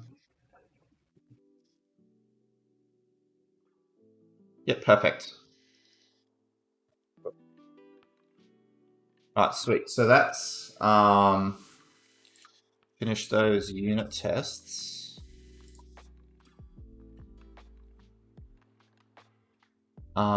So contribution area now has, we've cleaned up the HTML formatting from that, which is good. Now I just need to check the pre-parser, making sure that there's no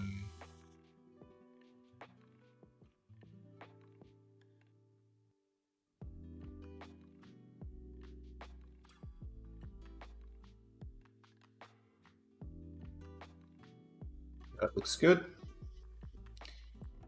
So what I'm going to do is just run a full set of tests, and we're going to check to see how this goes.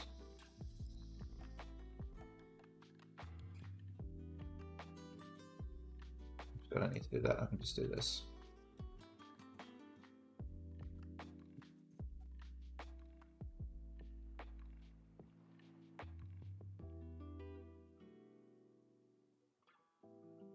Cool.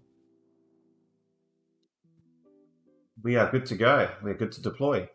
All right, so what we're going to do now is I'm just going to create a commit, update our version. Actually, no, I'm not.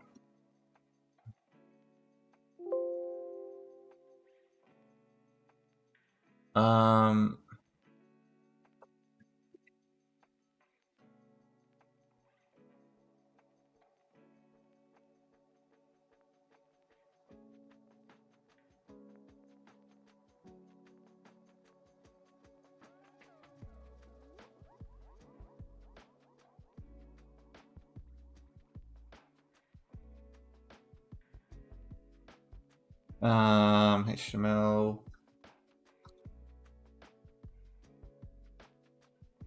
So we'll go ahead and push. All right, we're going to do a deploy. Let's go ahead and compare and pull into staging. Staging.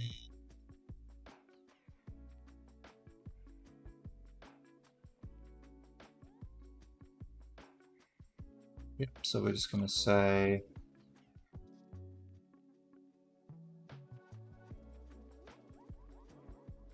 updates to contribution area, bug fixes, and updates to contribution area. So we'll go and have a look at our commits. Honestly, I wish we could just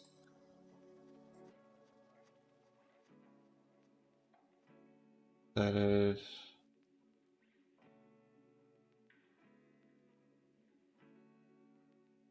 I'm just gonna add my contributions that way. There's 3 commits, lots of files changed. Create a pull request.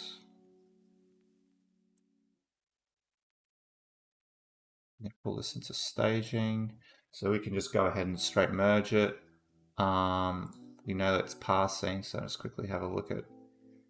Yep, that looks fine. That's fine. Yep, that's fine. Contribution areas, that we fixed all that up. We've added this is our changes that we made for our parser. Fixed that up, which is fine. Added some error messages. Added a list.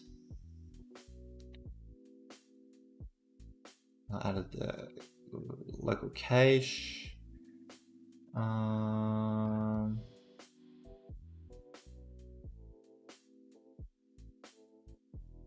Yeah, that's fine. That's fine. Good. Okay, we can't prove, but that's fine. Go ahead and merge. All right. So what we're going to do now is we can bin that branch. I'll just clean up this. Switch to branch. Gonna pull all those changes down.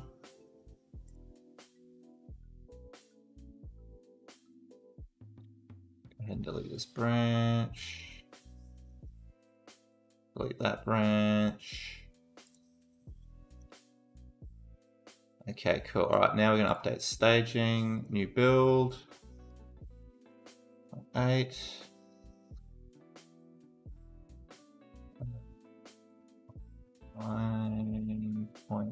.8. Go ahead and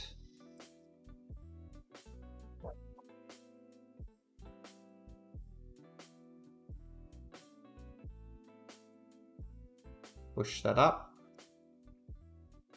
Now we can go ahead and get our build ready. So let's go ahead and compare. We're going to be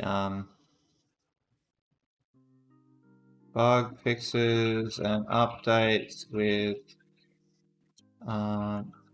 contribution area. Added bug fixes and updates 0.9.8.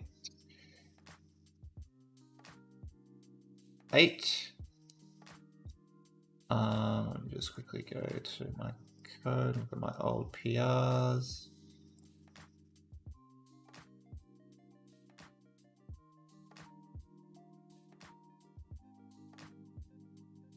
Bug fixes uploads contribution area.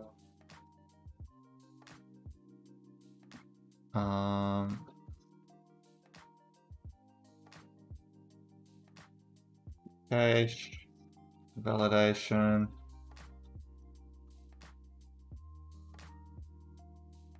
Validation.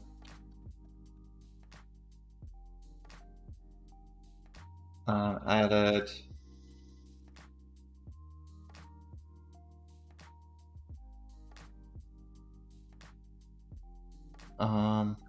Fixed bug.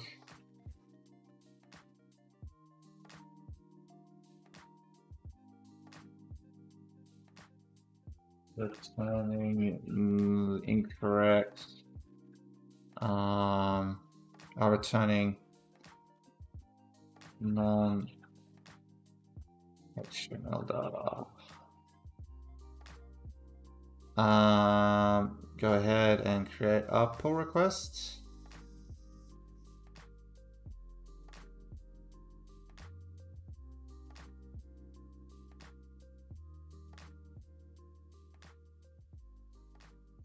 Hopefully there's no merge conflicts. Just quickly go through our changes while we wait for that. Yep, that's fine. We've checked that. We've checked that. Check that. Check that. Check that. Check that. That's fine. That's fine. That's fine. That's fine. Cool. So what we're going to do is just wait for our actions to actually process this change. Excuse me. Hopefully, we're good to go.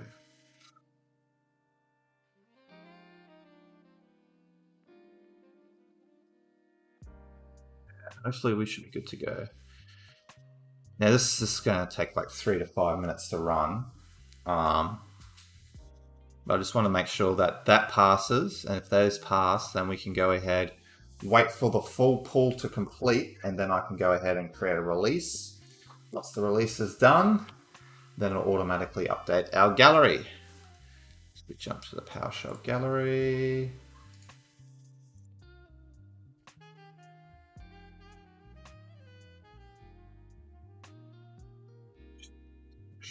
Update.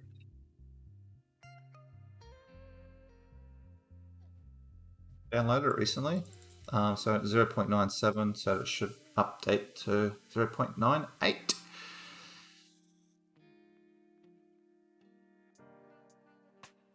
Updated version if you build, yeah, that's fine.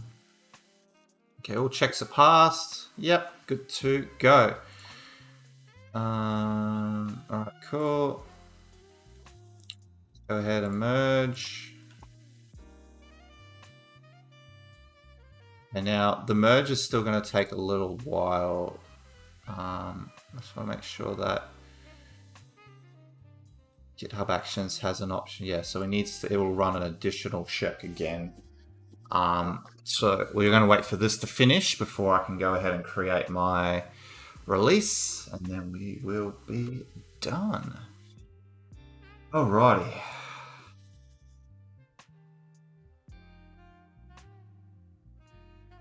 Let's see.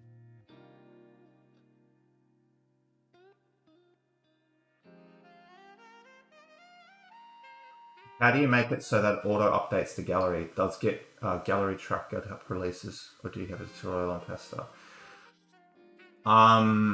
So there's GitHub when you make a release. I've got the old school file, but I can quickly show you.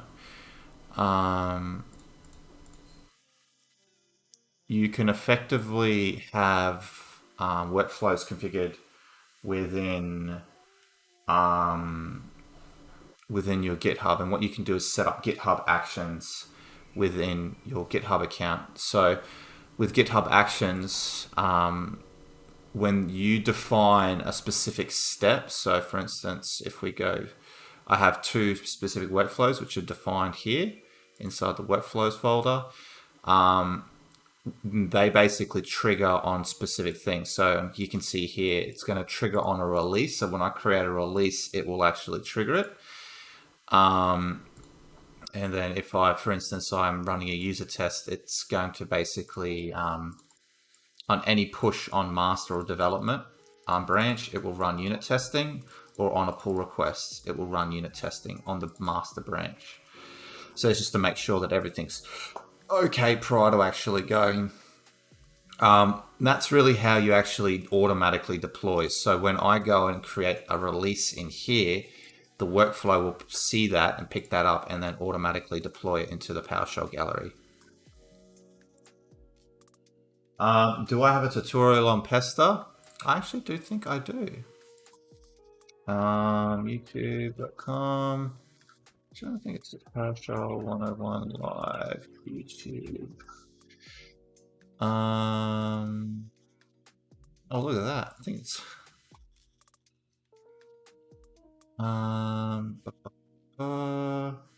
it's actually got a whole playlist on this. Let me see if I can find the playlist.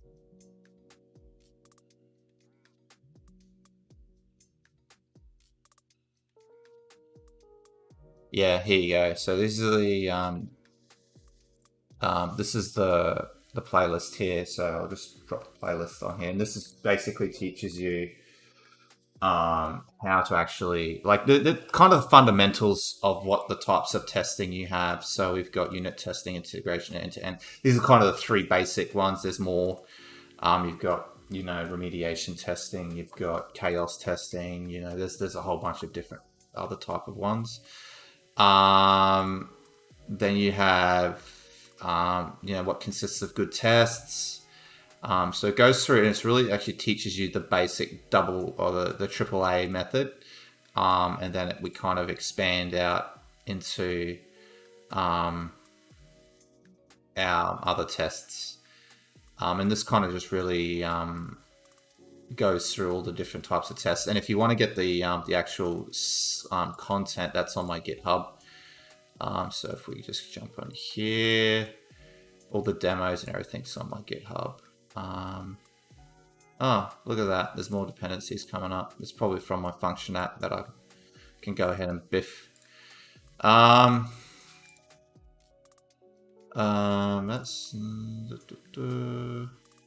see what it's thrown up this time. Oh, it's Lodash. Yeah. Yeah, okay. That's fair enough. So if we go to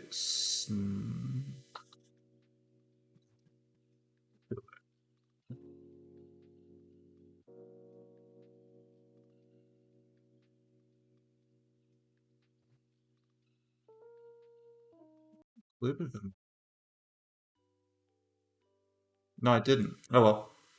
Yeah, but you can still follow along. Lodash is it's a Node.js library similar to a PowerShell module. It's just I haven't touched that code for ages. And honestly, I don't really care about it. So exclusive for a sec.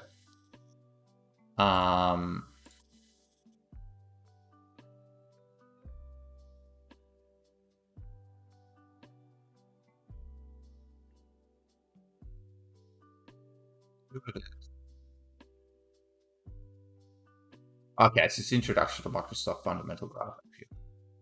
Yes, this is the old. This is actually really funny because this is the Lodash. This is the demo content from Microsoft's JavaScript's website. It's actually Microsoft stuff. Okay. That's funny. So yeah, we don't need to worry about that. That's fine. All right, so we've merged our pull requests. That's all good now. So let's go ahead and deploy. So I'm going to go ahead and go to release. I'm going to draft new release. 8, target master.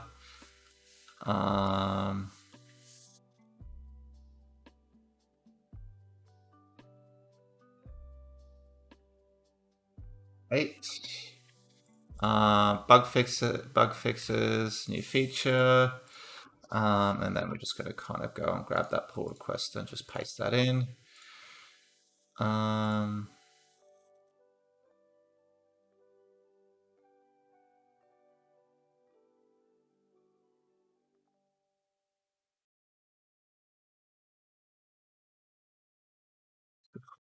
There's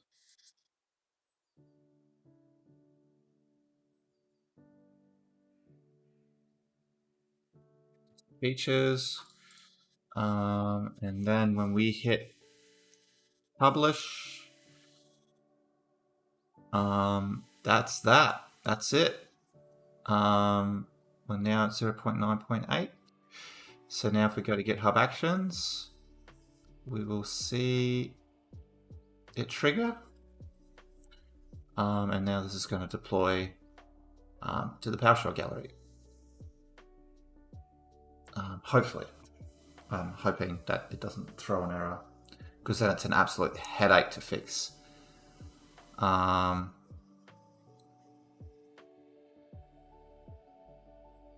hoping that it deploys. Well, we're going to go suss out the PowerShell gallery anyway. It should be an update. Still waiting, still waiting.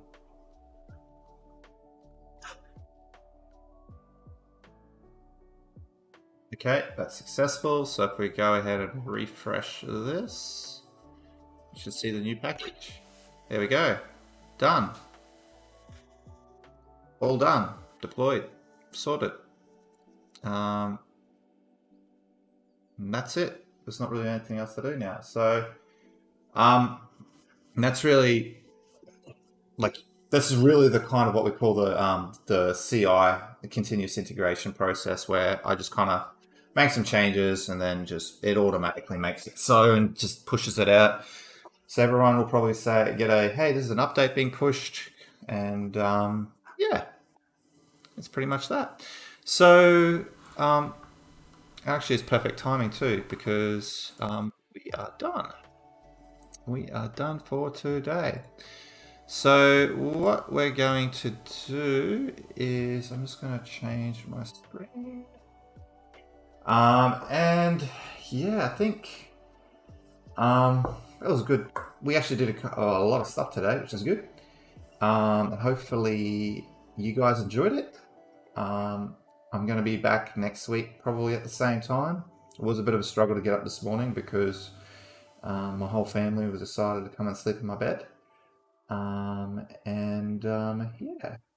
So I hope you guys enjoyed it. We'll be back streaming next week, and yeah, hopefully see you guys then. But anyway, bye for now.